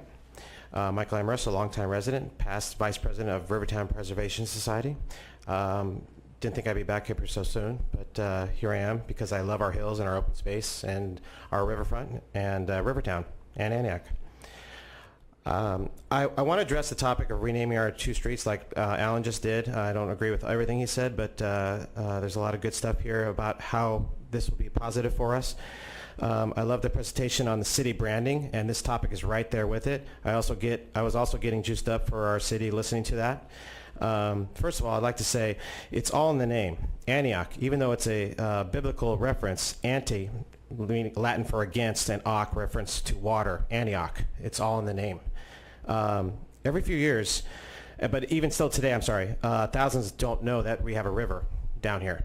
I talk to people like, hey, how you doing, blah, blah, and they're like, I didn't know we had a river down there. So there's still lots of people in our town of 115,000 that don't know that we have a river down here. Every few years when my family and I've traveled throughout the great country on 1,000-mile family trips, I often got lost when in town in another state looking for a certain place, a waterfall, a mountain, or even a beach.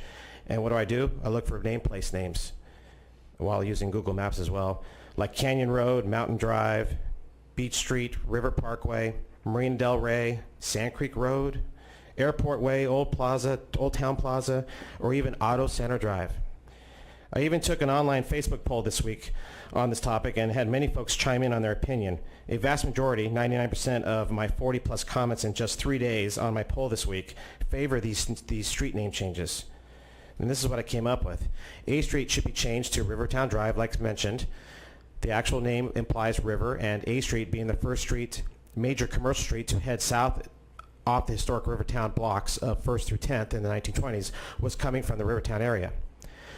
I recommend that the City Council definitely looks into this, and as well as L Street, changing it to Marina Avenue and not Boulevard. We already have a boulevard, or a couple of them actually, and Boulevard refers to more of a wider street and lots of trees.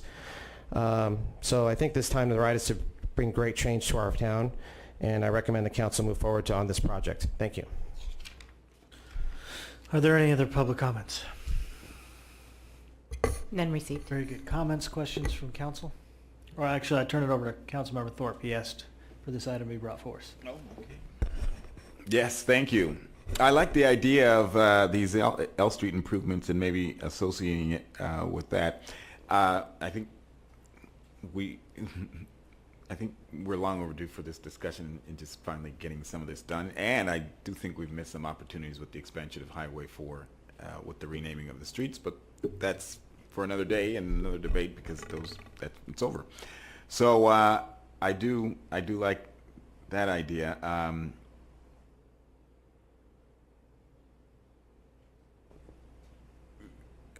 I don't want to sit here and say I think we should change the names to this, that, and the third. There seems to be interest in changing the names. So if this council so chose to move forward, maybe we should move in a direction that at least allows the community to be involved in that process. In addition to that, correct me if I'm wrong, the new gas tax money can be used to rename streets. No, I don't believe the gas tax money would be available to use to rename the streets. Incorporating the part of the project would save time and be appropriate for an opening of the street with a new name. Would have to look for other funding sources. That's interesting. I can look into it further and report back to ensure to the absolute definite. Yeah, that would be great because I think the funding question is going to have to be something we answer. We just can't go willy-nilly spending money on name street changes. But if there's the opportunity to do so, particularly around the expansion of L Street, I think that's a great idea. Councilmember Wilson.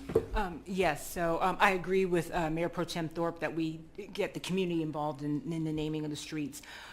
I do not have a problem with naming the streets. My concern is, and I'm glad you addressed it with, in particular to L Street, getting those updates to happen. I know city managers tired of me talking about those 8 houses that we can't seem to find the owners to come fix up on L Street, because we're going to name these streets and people are going to come down. They're going to definitely come down and see some areas that we need to fix up. So that's just my concern.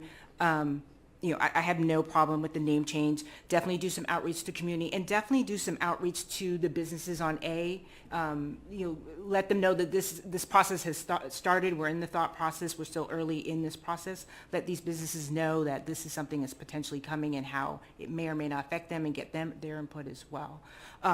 But I'm not against the renaming of the streets. I just want them to align up when we make the updates on, in particular, L Street, but on both L and A Street.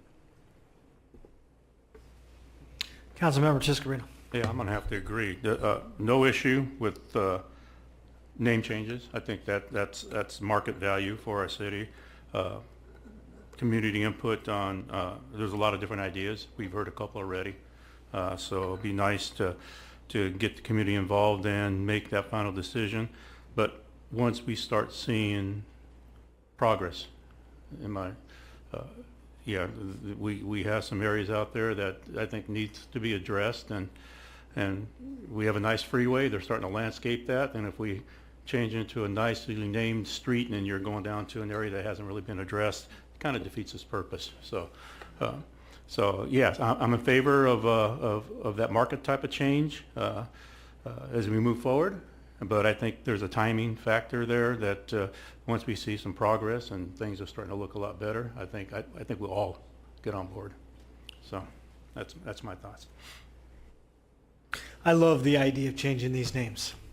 I think it's great. The question is more on timing. When this was brought before council, there was a difficult decision. The decision wasn't do you want to change the names, yes or no? It was do you want to change the names, and are you going to use this money to change names, or are you going to use this to hire police? And I believe the council did a smart thing and said, no, we're going to use this money to hire police. And so it wasn't a do you like it back then? It was a values type decision, and I think we're getting to the point where we're going to have the opportunity to make that name change. But I think we need to be very strategic. And we have a branding company. I would definitely utilize our branding company to say, when is the right time to make that?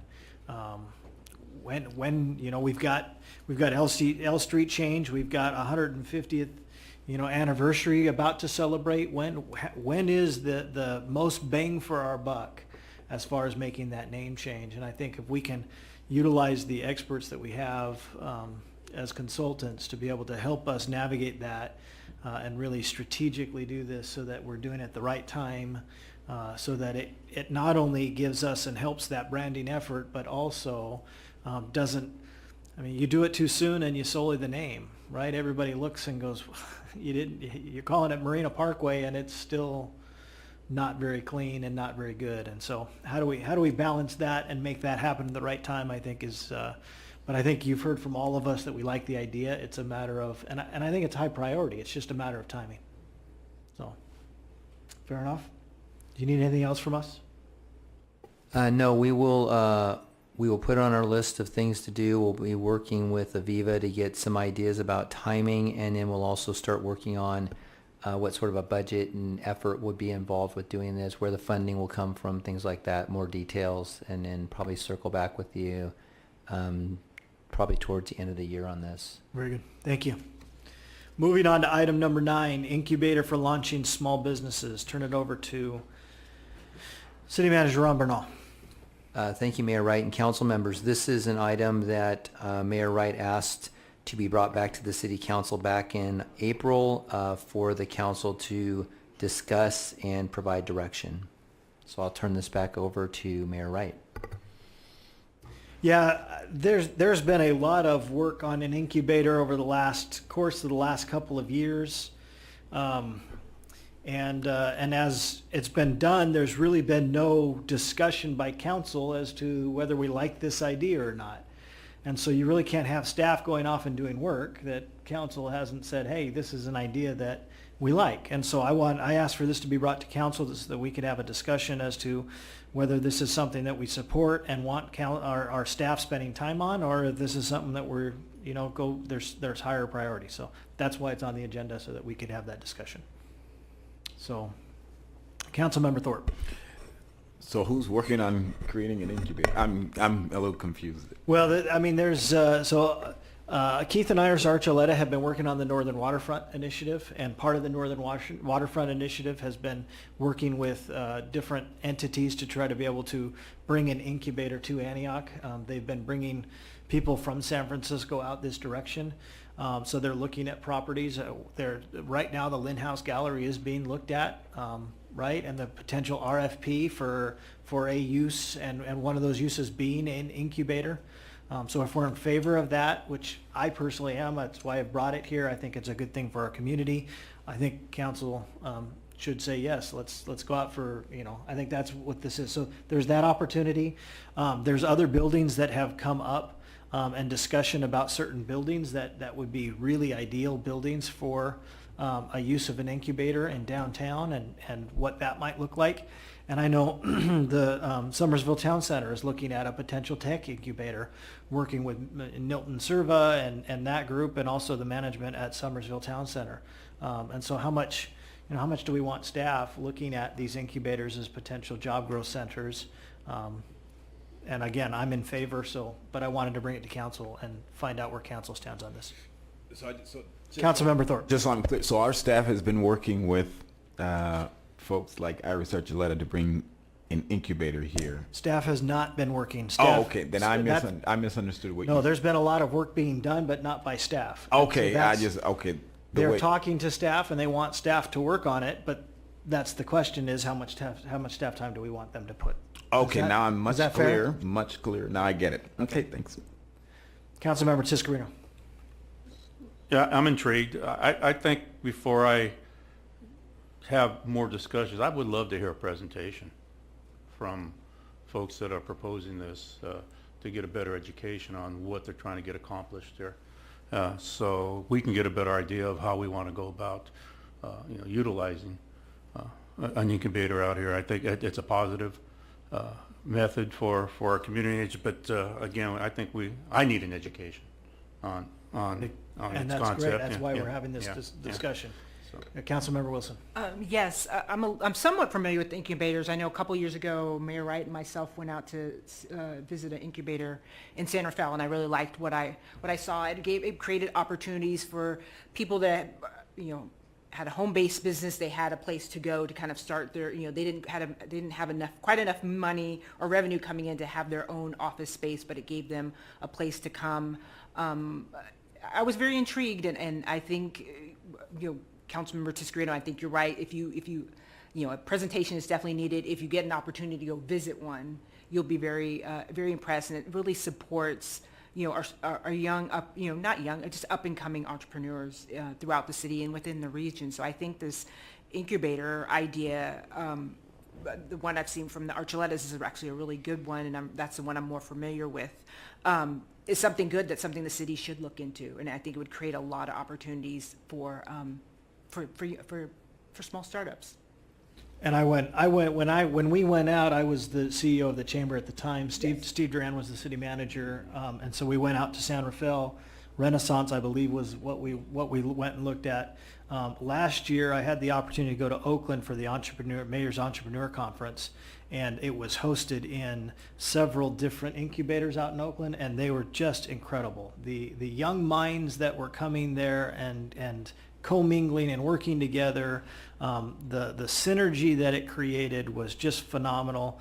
I've done some more research and found, there's some holes, and how do we fill those holes? And I've been talking to Kwame about some of those, but overall, I really like the concept, and so it's how do we get if we're interested in this, how do we move forward in a positive direction? Councilmember Tiscarino. Yeah, and again, that's why I'm intrigued. It'll be a good education process for me. I'm somewhat familiar with the concept, but I just don't know exactly how we would go about it. But until I get a good education on it, in jest, my incubator happens to be the local coffee shop. That's why I do my business. So, and you see a lot of entrepreneurs, business owners are at these local coffee shops doing their business. So it can be a good concept. So.